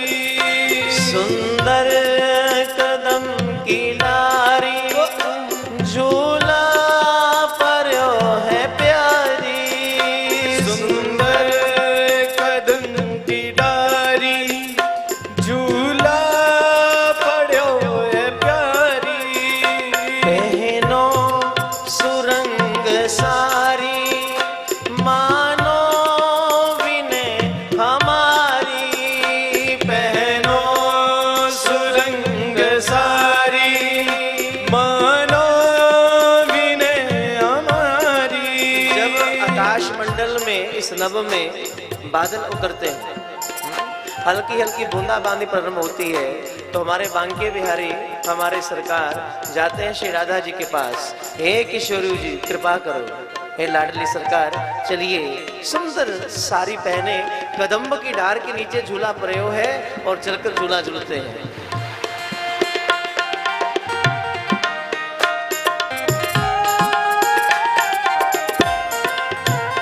पहनो सुरंग सारी मानो विनय हमारी। पहनो सुरंग सारी मानो विनय हमारी। मानो विनय हमारी। मुख चंद्र की उजियारी। मुख चंद्र की उजियारी। मृदु भाषु नंदनी झूलन चलो ही डोलना वृषभानु नंदनी। झूलन चलो ही डोलना वृषभानुनंदनी। शोभा लखों विपन की फूली लता सुमन की। शोभा लखों विपन की फूली लता सुमन की। फूली लता सुमन की। अर्ज सुन ले रसिक जन की। अर्ज सुन ले रसिक जन की। मृदु भाषु नंदनी झूलन चलो ही डोलना वृषभानु नंदनी। झूलन चलो हाथ उठा के ही बोलो ना प्रेम से। वृषभानुनंदनी। झूलन चलो ही डोलना वृषभानु नंदनी। झूलन चलो ही डोलना वृषभानुनंदनी। राधे झूलन पधारो झुक आए बदरा। राधे झूलन पधारो झुक आए बदरा। राधे झूलन पधारो झुक आए बदरा। श्याम झूलन हाथ उठा पधारो के बोले। आए बदरा। ओ झुक आए बदरा झुक आए बदरा। ओ झुक आए बदरा रे झुक आए बदरा। ओ झुक आए बदरा झुक आए बदरा। ओ झुक आए बदरा रे झुक आए बदरा। ओ प्यारी झूलन पधारो झुक आए बदरा। प्यारी झूलन पधारो झुक आए बदरा। ओ श्यामा झूलन पधारो झुक आए बदरा। ओ श्यामा झूलन पधारो झुक आए बदरा। ओ ऐसो मान न कीजे वृषभान की लली। ऐसो मान न न कीजे वृषभानु की लली। ओ ऐसो मान न कीजे हठ तजिए हरि। ओ ऐसो मान न कीजे हठ तजिए। थोड़ा ध्यान दे, राधा रानी जी मान करके बैठी हैं और श्याम सुंदर उनके चरणों में बैठे मना रहे हैं। ओ ऐसो मान न कीजे हठ तजिए हरि। ओ ऐसो मान न कीजे हठ तजिए हरि। ओ ऐसो मान न कीजे हठ तजिए हरि। ऐसो मान न कीजे हठ तजिए हरि। ओ ऐसो मान न कीजे हठ तजिए हरि। ओ ऐसो मान न कीजे हठ तजिए हरि। ओ ऐसो मान न कीजे हठ तजिए हरि। ओ ऐसो मान न कीजे हठ तजिए हरि। ओ लाडो झूलन पधारो झुके आए बदरा। लाडो झूलन पधारो झुके आए बदरा। ओ श्यामा झूलन पधारो झुके आए बदरा। प्यारी झूलन पधारो झुके आए बदरा। ओ झुके आए बदरा, झुके आए बदरा।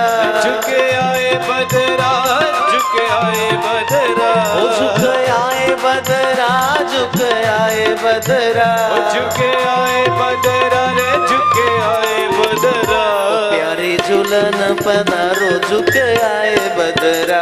प्यारी झूलन पधारो झुके आए बदरा। ओ प्यारी झूलन पधारो झुके आए बदरा। प्यारी झूलन पधारो झुके आए बदरा। तू तो परम सयानी वृषभान की लली।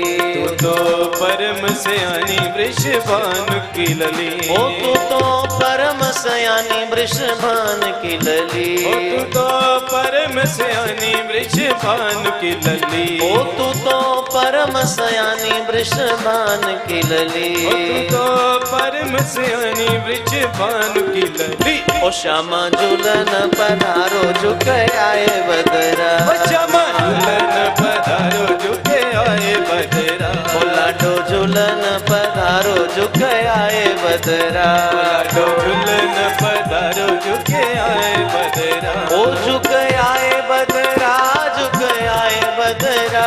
झुके आए बदरा रे, झुके आए बदरा। ओ झुके आए बदरा, झुके आए बदरा।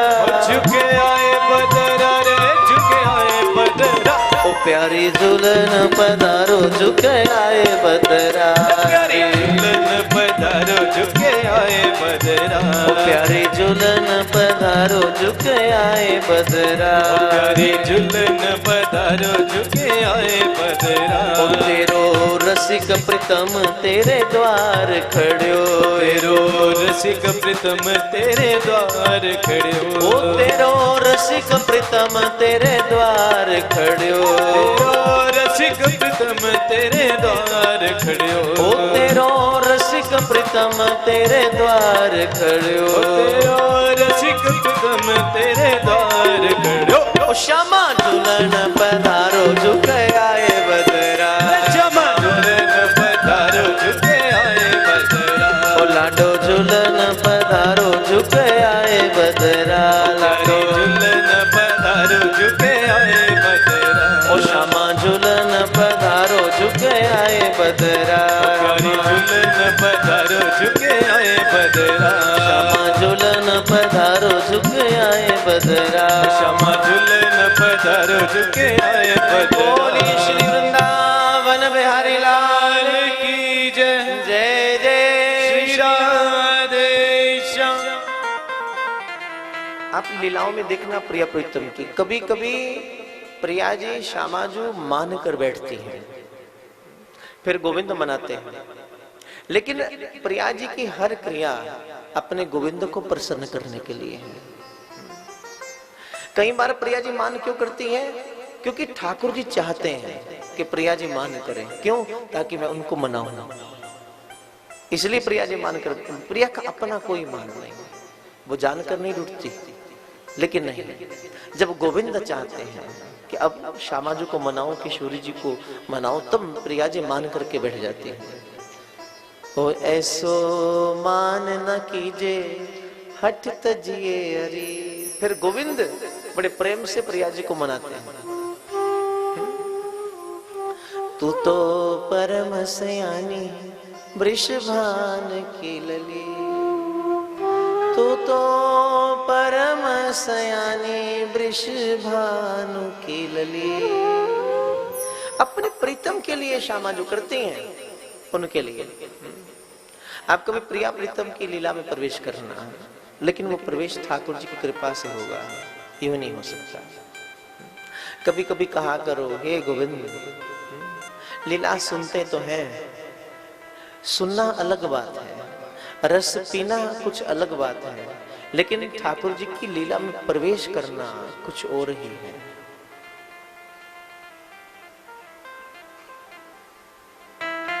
ठाकुर जी की उपासना मैंने कल कहा सखी उपासना है। ब्रज में पूजा नहीं होती है, सेवा होती है। प्रीतम की सेवा होती है, श्याम सुंदर की सेवा होती है, पूजा नहीं होती। प्रेम वालों ने कब वक्त पूछा, उनकी पूजा में सुन ले ए उठो, यहाँ दम दम में होती है पूजा, सर झुकाने की फुर्सत नहीं है। यहाँ तो हर आती जाती श्वास उसी का स्मरण कर रही है, तेरी हर आती जाती श्वास उसकी बंदगी करे, इबादत करे। सांसों की माला पे सिमरो में का नाम, हर आती जाती श्वास उसका नाम पुकारे। श्वास आ रही है कृष्ण कृष्ण कृष्ण, श्वास जा रही है कृष्ण कृष्ण। तुम एहसास करो, एहसास करो, प्रवेश मिल जाएगा। और जिस दिन प्रवेश मिल गया तुम कुछ और ही हो जाओगे।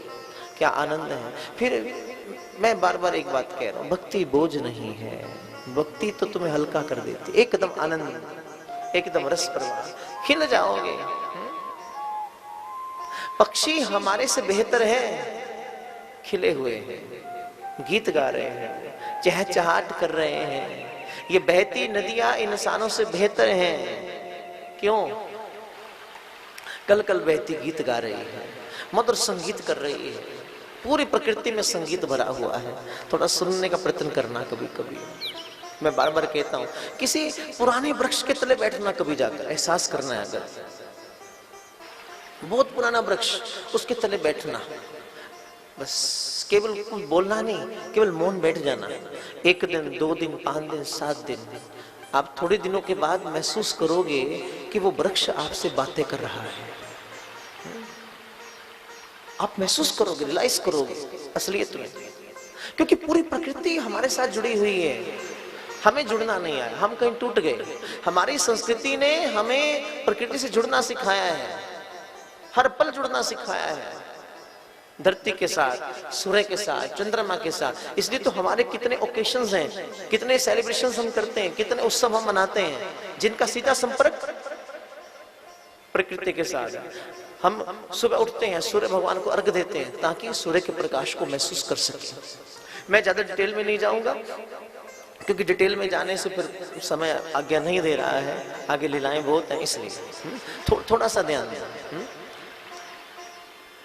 कई व्रत ऐसे हैं जहां चंद्रमा को देखकर अर्घ दिया जाता है, करवा चौथ का व्रत।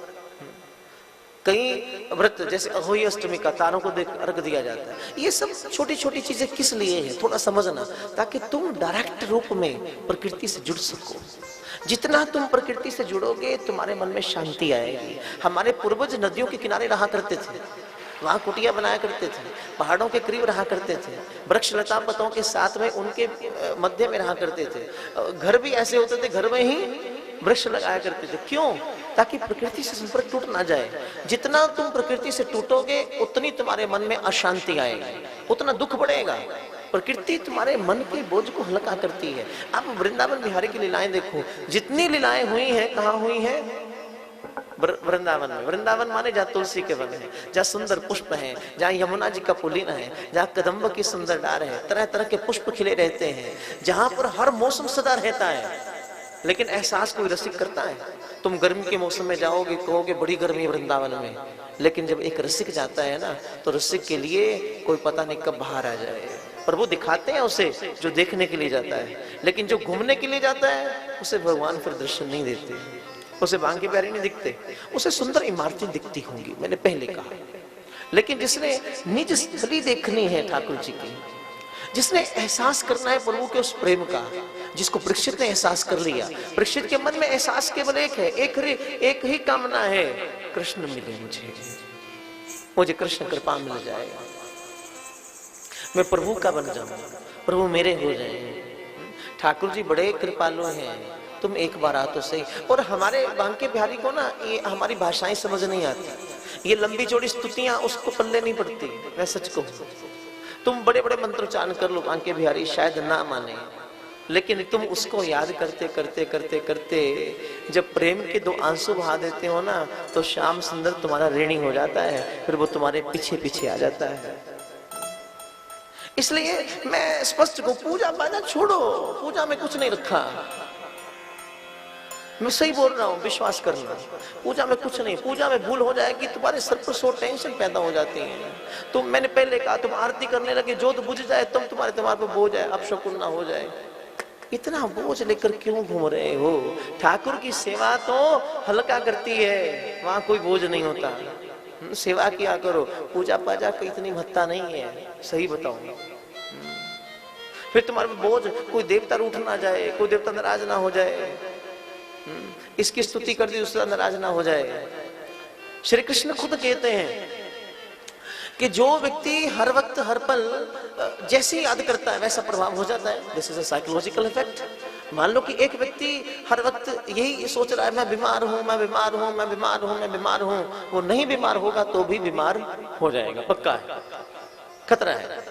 कई लोगों की आदत होती है, कुछ भी नहीं होता, बहुत दर्द होता है महाराज, घुटने बड़े दर्द होते हैं, कभी यहाँ दर्द होता है, कभी यहाँ दर्द होता है, और थोड़े दिनों के बाद देखो सच्ची मुच्ची दर्द होता है। क्यों? इफेक्ट है। जैसा तुम सोचोगे, तुम्हारी सोच का इफेक्ट तुम्हारे ऊपर सबसे ज्यादा है। सबसे ज्यादा खतरनाक इफेक्ट तो मैं कहता हूँ, भोजन गंदा, उसका भी इतना प्रभाव नहीं होगा। पानी गंदा, उसका भी इतना प्रभाव नहीं। हवा गंदी हो रही है, उसका प्रभाव नहीं। एनवायरनमेंट बिल्कुल इम्प्योर हो रहा है, अशुद्ध हो रहा है, उसका भी इतना प्रभाव नहीं जितना तुम्हारी गलत सोच का प्रभाव तुम पर होता है। वैज्ञानिकों से पूछना, रिसर्च की है उन्होंने, पता लगेगा। जितनी जल्दी तुम्हारे शरीर पर इफेक्ट तुम्हारे मन की बुरी प्रकृतियों का होता है, किसी और वस्तु का प्रभाव नहीं होता।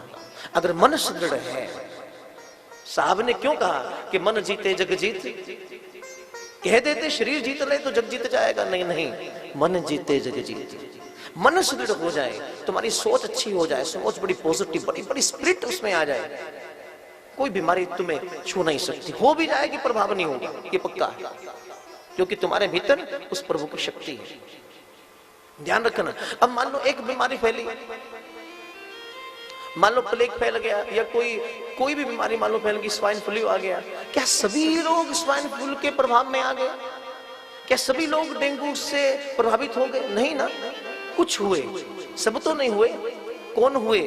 जिनके अंदर उससे लड़ने की समर्थता नहीं रही, उसके ऊपर बीमारी हावी हो गई। लेकिन जो लोग बीमारी के साथ प्रतिक्रिया करने को तैयार था, जिनका शरीर, जिनका मन सुदृढ़ था, उनको बीमारी का प्रभाव नहीं हुआ, उनको प्रभाव नहीं हुआ। उसी तरह से तुम्हारे जीवन में क्या हो रहा है। और लोग किस्मत का रोना ज्यादा मत रोया करो, और दर बदर जाना बंद कर दो। एक बात और याद रखना, छोड़ दे भटकना दर दर, तोड़ दे अहम का घेरा, भूल जा जगत के वैभव, जग है दुखों का डेरा, फिरे काहे मारा मारा, बोल कृष्णा कृष्णा, सुबह शाम बोल बंदे, कृष्णा कृष्णा कृष्णा।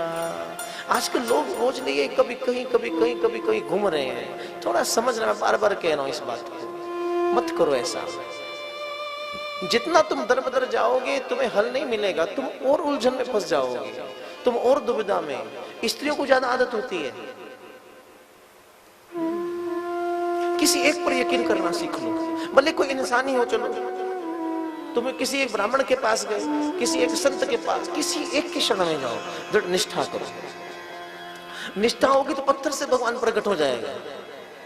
वो खुद सुप्रीम पावर, वो खुद निराकार ब्रह्म कोई रूप धारण कर करके तुम्हारी रक्षा करेगा। लेकिन हम भटकते हैं, हम भटक जा रहे हैं, कभी यहाँ कभी वहां, कभी यहाँ कभी वहां। नहीं, स्थिर हो जाओ, मन को थोड़ा स्थिर करो, बोझ मत लेकर आओ, सेवा किया करो, सेवा करो।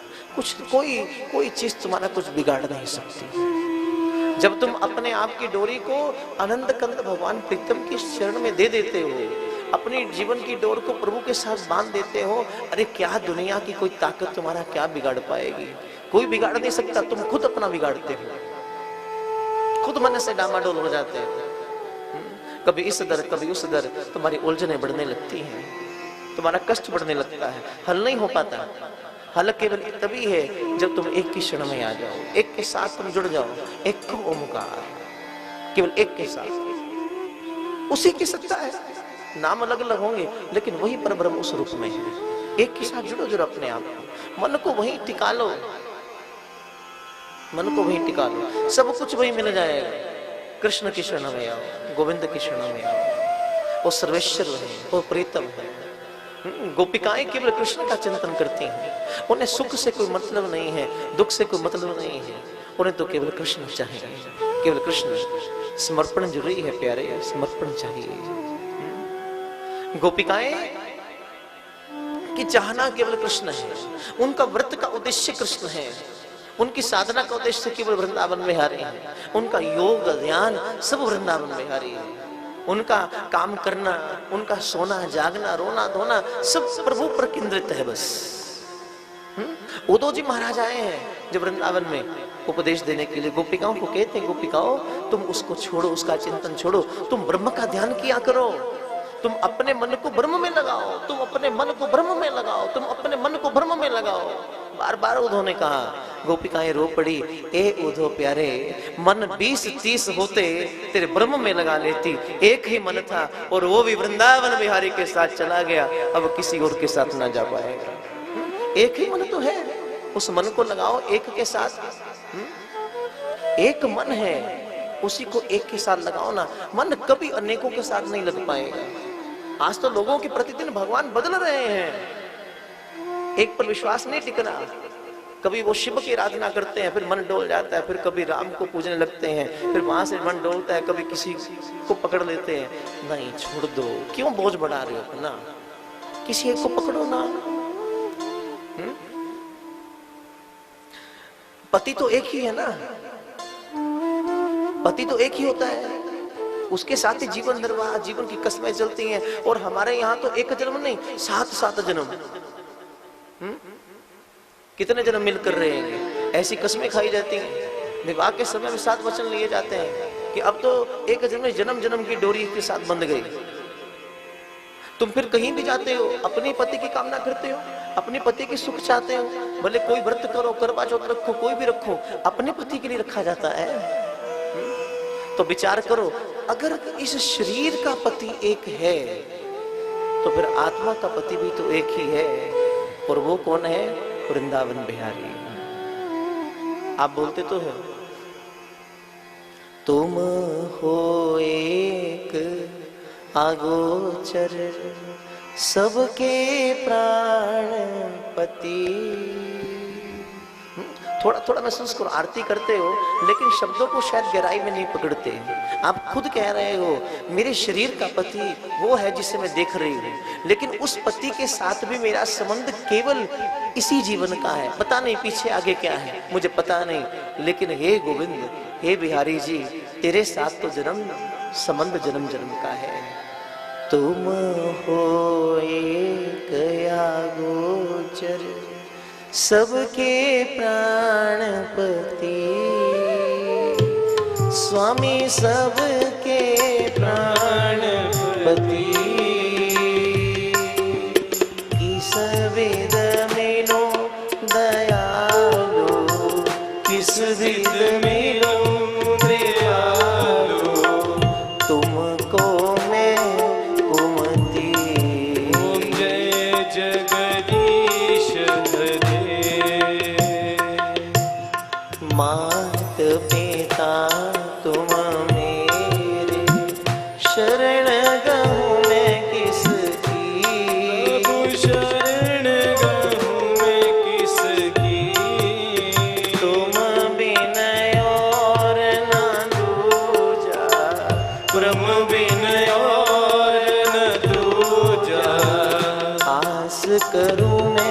जिसकी।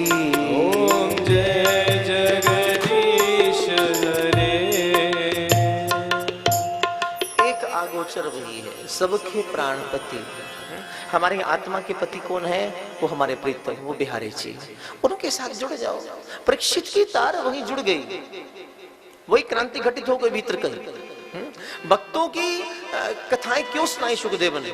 क्योंकि जितनी जैसी चीज सुनोगे वैसा विचार शक्ति का प्रभाव पड़ेगा। कृष्ण कह रहे हैं जैसा तुम विचार करते हो वही तुम पर हावी होने लगता है। जो व्यक्ति 24 घंटे केवल बीमारी के बारे में सोच रहा है वो बीमार ही हो जाएगा। उससे आगे कहते हैं जो व्यक्ति दिन रात भूतों प्रेतों के बारे में सोचता है उसको भूत प्रेत ही दिखने लगते हैं। हो कि ना हो पता नहीं, लेकिन जो दिन रात भूतों प्रेतों की रट लगाता है फिर उसे भूत प्रेत का दर्शन नहीं होता है। फिर उससे आगे कहते हैं कि जो व्यक्ति दिन रात देवी देवताओं की आराधना करता है, ये कृष्ण कह रहे हैं, जो दिन रात देवी देवताओं की आराधना करता है फिर उसे उस देव की कृपा मिल जाती है। लेकिन सबसे अंत में क्या कहते हैं? जो दिन रात हर वक्त हर पल मुझे ही याद करता है फिर एक दिन एक पल मैं खुद साक्षात रूप में उसके सामने प्रकट हो जाता हूं, उसको अपना लेता हूं। अब पकड़ना आप किसे पकड़ोगे? और कई बार लोग सोचते हैं हम कन्हैया की आराधना करें फिर बाकी देवता नाराज हो जाएंगे। मैं यही समझाना चाहता हूं, छोड़ दो, कोई नाराज नहीं होता। कृष्ण परिपूर्ण है, सब उसके अधीन है। महादेव के तो प्रेमी है, महादेव के तो रसिक है कृष्ण आनंद कंद, महादेव के तो इष्ट हैं। कृष्ण की आराधना करोगे महादेव तो बड़े प्रसन्न होते हैं, बड़े खिलखिलाते हैं, महादेव तो खुश हो जाते हैं। अच्छा बाकी रही ग्रह नक्षत्रों की बात, बताओ किस ग्रह की बात करें? अगर तुम सूर्य की बात करते हो तो सूर्य क्यों नाराज हो जाएंगे? क्योंकि सूर्य तो कृष्ण के ससुर जी हैं।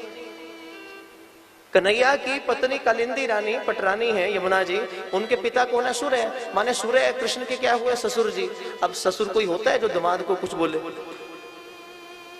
नहीं होता ना, दामाद की ज्यादा चलती है वृंदावन बिहारी। अच्छा शनि का बताओ।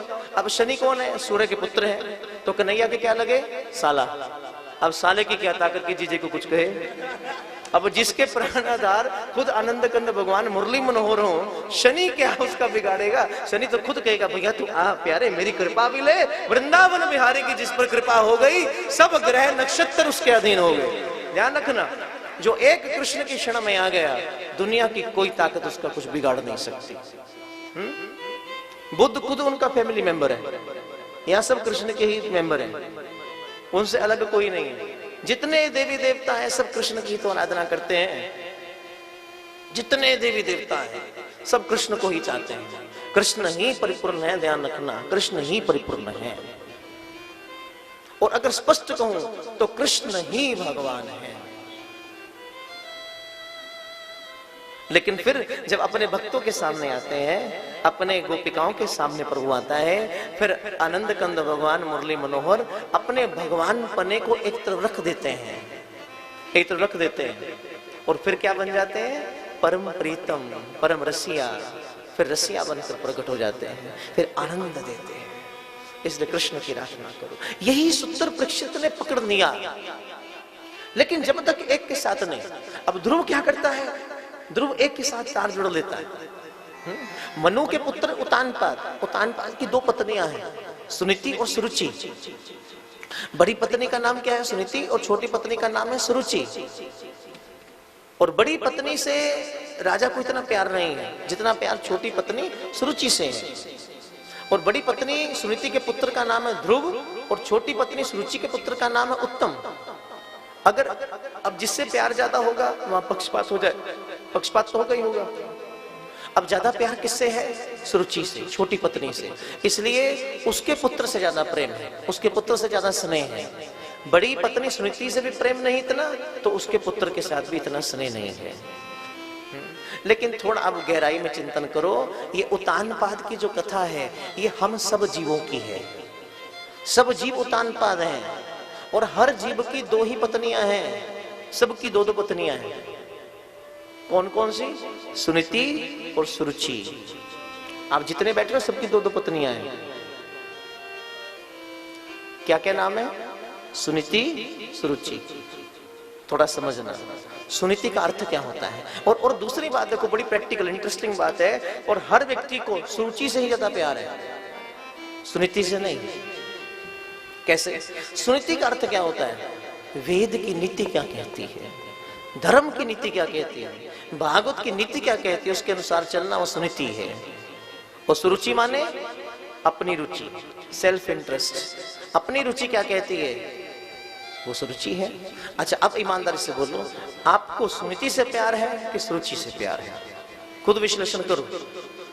सुनीति कहती है, धर्म की नीति कहती है कि कथा शुरू होने से 10 मिनट पहले आप सभी पंडाल में पहुंच जाएं। लेकिन कब आते हो? जब अपना मन करता है। अपना मन करे चाहे पहले पहुंचे, अपना मन करे चाहे 4 बजे आए, चाहे 5 बजे आए, चाहे 7 बजे आए या ना आए, अपनी मर्जी है।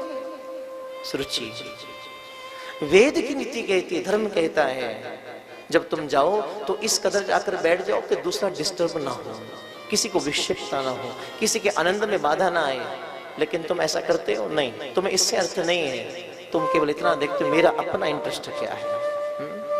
धर्म की नीति कहती है पंक्ति में बैठ जाओ, आपस में लौकिक वार्ता नहीं करनी, आपस में चर्चा नहीं करनी। लेकिन नहीं, अपनी रुचि है। महाराज जी को क्या पता लगता है, कुर्सी के पीछे थोड़ा सिर नीचे झुका के आराम से बात कर लो। कौन सा देख रहे हैं? अरे सब दिखता है। राम रूप में आए, बाल लीलाएं की, तब महादेव काव्यशुंडी के साथ आए हैं। और जब कृष्ण रूप में आते हैं, आप देखना कल की लीला जब चलेगी ठाकुर जी की, और तब महादेव आनंद कंद भगवान बांके बिहारी का दर्शन करने के लिए किस किस रूपों में नहीं आते। बाल रूप का दर्शन करने के लिए भगवान आ गए, अलग जगह ही यशोमती मैया के दर पर।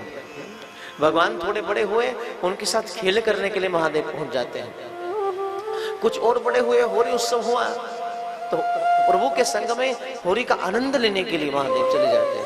और फिर जब दिव्यतम महारास मंडल लगता है, जब कृपा बरसती है, तो उस वक्त महादेव भी अपने श्याम सुंदर के साथ उसका परम रस लेने के लिए पहुंच जाते हैं।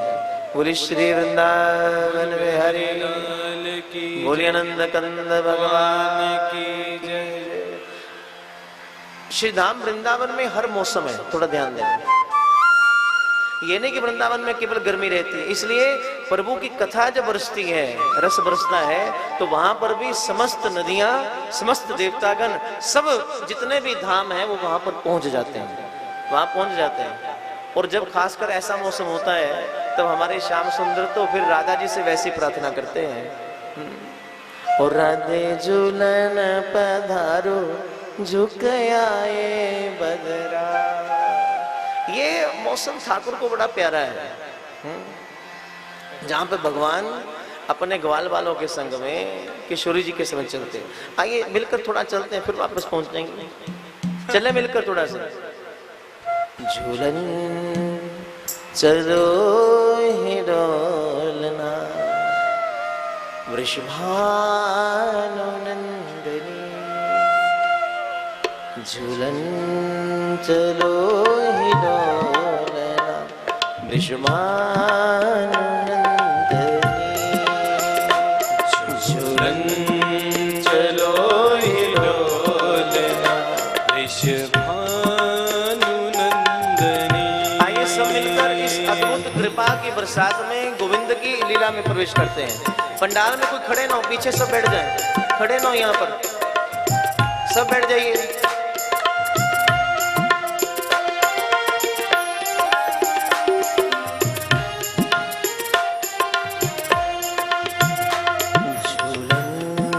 चलो हिडोलना वृषभानु नंदनी, झूलन चलो हिडोलना वृषभानु नंदनी।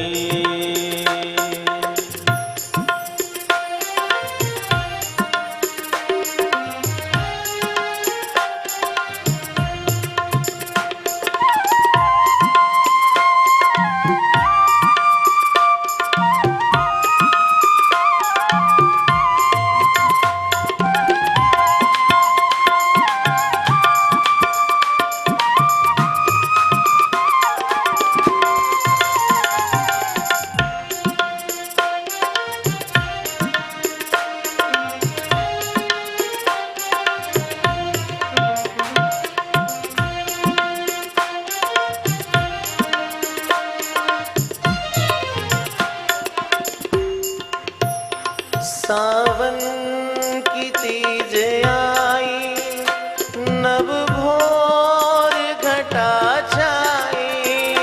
सावन की तीज आई, नव भोर घटा छाई। सावन की तीज आई, नव भोर घटा छाई। सावन की तीज आई, नव भोर घटा छाई। नव भोर घटा छाई। मेघन झरी लगाई, मेघन झरी लगाई। परिबोंद बंदनी, झूलन चलो ही डोलना। वृषभानुनंदनी, झूलन चलो ही डोलना। वृषभानुनंदनी।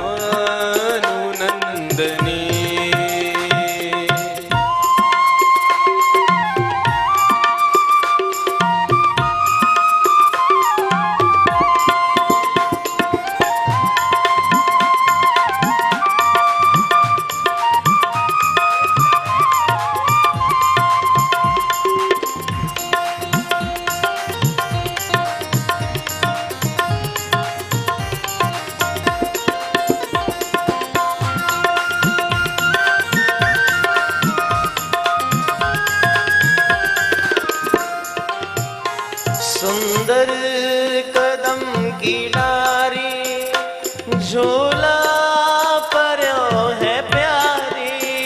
सुंदर कदम अंदर मन से पहुंचो यमुना के पुलिन पर। झूला पड़ो है प्यारी। सुंदर कदम की डारी, झूला पर्यो है प्यारी। सुंदर कदम की डारी, झूला पड़ो है प्यारी। पहनो सुरंग सारी, मानो विनय हमारी। पहनो सुरंग सारी, मानो विनय हमारी। जब आकाश मंडल में इस नभ में बादल उतरते हैं, हल्की हल्की बूंदाबांदी प्रारंभ होती है, तो हमारे बांके बिहारी हमारे सरकार जाते हैं श्री राधा जी के पास। हे किशोरी जी कृपा करो, हे लाडली सरकार चलिए। सुंदर साड़ी पहने कदम्ब की डार के नीचे झूला प्रयोग है और चलकर झूला झूलते हैं।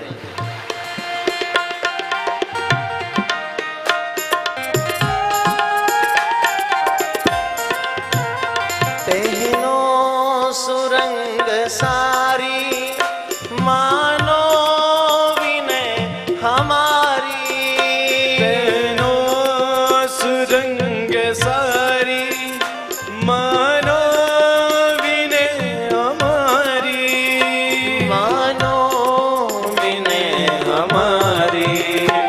मुख चंद्र की उजियारी, मुख चंद्र की उजियारी। मृदु भाषु नंदनी, झूलन चलो ही डोलना। वृषभानुनंदनी, झूलन चलो ही डोलना। वृषभानुनंदनी। शोभा लखों विपन की, फूली लता सुमन की। शोभा लखों विपन की, फूली लता सुमन की।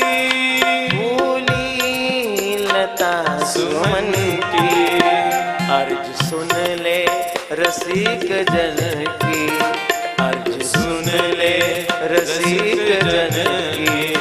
मृदु भाषु नंदनी, झूलन चलो ही डोलना। वृषभानुनंदनी।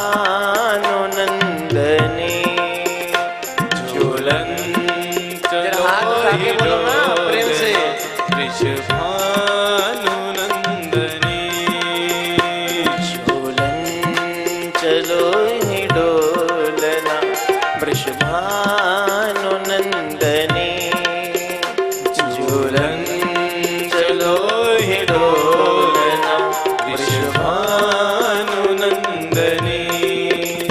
राधे झूलन पधारो झुक आए बदरा, राधे झूलन पधारो झुक आए बदरा, राधे झूलन पधारो झुक आए बदरा। श्यामा झूलन पधारो बोले आए बदरा, ओ झुक आए बदरा, झुक आए बदरा, ओ झुक आए बदरा रे झुक आए बदरा, ओ झुक आए बदरा, झुक आए बदरा, ओ झुक आए बदरा रे झुक आए बदरा। ओ प्यारी झूलन पधारो झुक आए बदरा, प्यारी झूलन पधारो झुक आए बदरा, ओ श्यामा झूलन पधारो झुक आए बदरा, ओ श्यामा झूलन पधारो झुक आए बदरा। ओ ऐसो मान न कीजे वृषभान की लली, ऐसो मान न कीजे वृषभान की लली, ओ ऐसो मान न कीजे हठ तजिए हरी, ऐसो मान न कीजे हठ तजिए। थोड़ा ध्यान दे, राधा रानी जी मान करके बैठी हैं और श्याम सुंदर उनके चरणों में बैठे मना रहे हैं। ओ ऐसो मान न कीजे हठ तजिए हरी, ऐसो मान न कीजे हठ तजिए हरी, ओ ऐसो मान न कीजे हठ तजिए हरी, ऐसो मान न कीजे हठ तजिए हरी, ओ ऐसो मान न कीजे हठ तजिए हरी, ऐसो मान न कीजे हठ तजिए हरी, ओ ऐसो मान न कीजे हठ तजिए हरी, ऐसो मान न कीजे हठ तजिए हरी। ओ लाडो झूलन पधारो झुक आए बदरा, लाडो झूलन पधारो झुक आए बदरा, ओ श्यामा झूलन पधारो झुक आए बदरा, प्यारी झूलन पधारो झुक आए बदरा, ओ झुक आए बदरा, झुक आए बदरा, झुक आए बदरा, झुक आए बदरा, ओ झुक आए बदरा, झुक आए बदरा, झुक आए बदरा रे झुक आए बदरा। प्यारी झूलन पधारो झुक आए बदरा, प्यारी झूलन पधारो झुक आए बदरा, ओ प्यारी झूलन पधारो झुक आए बदरा, प्यारी झूलन पधारो झुक आए बदरा। तू तो परम सयानी वृषभान की लली, तो परम सयानी वृषभानु की लली, ओ तू तो परम सयानी वृषभान की लली, ओ तू तो परम सयानी वृषभानु की लली, ओ तू तो परम सयानी वृषभान की लली, ओ तू तो परम सयानी वृषभानु की लली। ओ श्यामा झूलन पधारो झुक आए बदरा, श्यामा झूलन पधारो झुक आए बदरा, ओ लाडो झूलन पधारो झुक आए बदरा, लाडो झूलन पधारो झुक आए बदरा, ओ झुक आए बदरा, झुक आए बदरा, झुक आए बदरा रे झुक आए बदरा, ओ झुक आए बदरा, झुक आए बदरा, झुक आए बदरा रे झुक आए बदरा। ओ प्यारी झूलन पधारो झुक आए बदरा, प्यारी झूलन पधारो झुक आए बदरा, ओ प्यारी झूलन पधारो झुक आए बदरा, प्यारी झूलन पधारो झुक आए बदरा। ओ तेरो रसिक प्रीतम तेरे द्वार खड़ियो, तेरो रसिक प्रीतम तेरे द्वार खड़ियो, ओ तेरो रसिक प्रीतम तेरे द्वार खड़ियो, तेरो रसिक प्रीतम तेरे द्वार खड़ियो, ओ तेरो रसिक प्रीतम तेरे द्वार खड़ियो, तेरो रसिक प्रीतम तेरे द्वार खड़ियो। ओ श्यामा झूलन पधारो झुक आए बदरा, श्यामा झूलन पधारो झुक आए बदरा, ओ लाडो झूलन पधारो झुक आए बदरा, लाडो झूलन पधारो झुक आए बदरा, ओ श्यामा झूलन पधारो बदरा प्यारी झूलन पधारो झुके आए बदरा श्यामा झूलन पधारो झुके आए बदरा श्यामा झूलन पधारो झुके आए बदरा बोली श्री वृंदावन बिहारी लाल की जय जय जय श्री राधे श्याम। आप लीलाओं में देखना प्रिया प्रीतम की, कभी कभी प्रिया जी श्यामाजू मान कर बैठती हैं, फिर गोविंद मनाते हैं, लेकिन प्रिया जी की हर क्रिया अपने गोविंद को प्रसन्न करने के लिए है। कई बार प्रिया जी मान क्यों करती है? क्योंकि ठाकुर जी चाहते हैं कि प्रिया जी मान करें। क्यों? ताकि मैं उनको मनाऊं, इसलिए प्रिया जी मान करती। प्रिया का अपना कोई मान नहीं, वो जानकर नहीं रुठती, लेकिन नहीं, जब गोविंद चाहते हैं कि अब श्यामाजू को मनाओ, किशोरी जी को मनाओ, तब प्रिया जी मान करके बैठ जाती है। ओ ऐसो मान न कीजे हठ तजिए अरी। फिर गोविंद बड़े प्रेम से प्रिया जी को मनाते हैं। तू तो परम सयानी वृषभान की लली, तू तो परम सयानी वृषभानु की लली। अपने प्रीतम के लिए श्यामाजू करती हैं, उनके लिए। आप कभी प्रिया प्रीतम की लीला में प्रवेश करना, लेकिन वो प्रवेश ठाकुर जी की कृपा से होगा, यूं नहीं हो सकता। कभी कभी कहा करो, हे गोविंद, लीला सुनते तो हैं, सुनना अलग बात है, रस पीना कुछ अलग बात है, लेकिन ठाकुर जी की लीला में प्रवेश करना कुछ और ही है।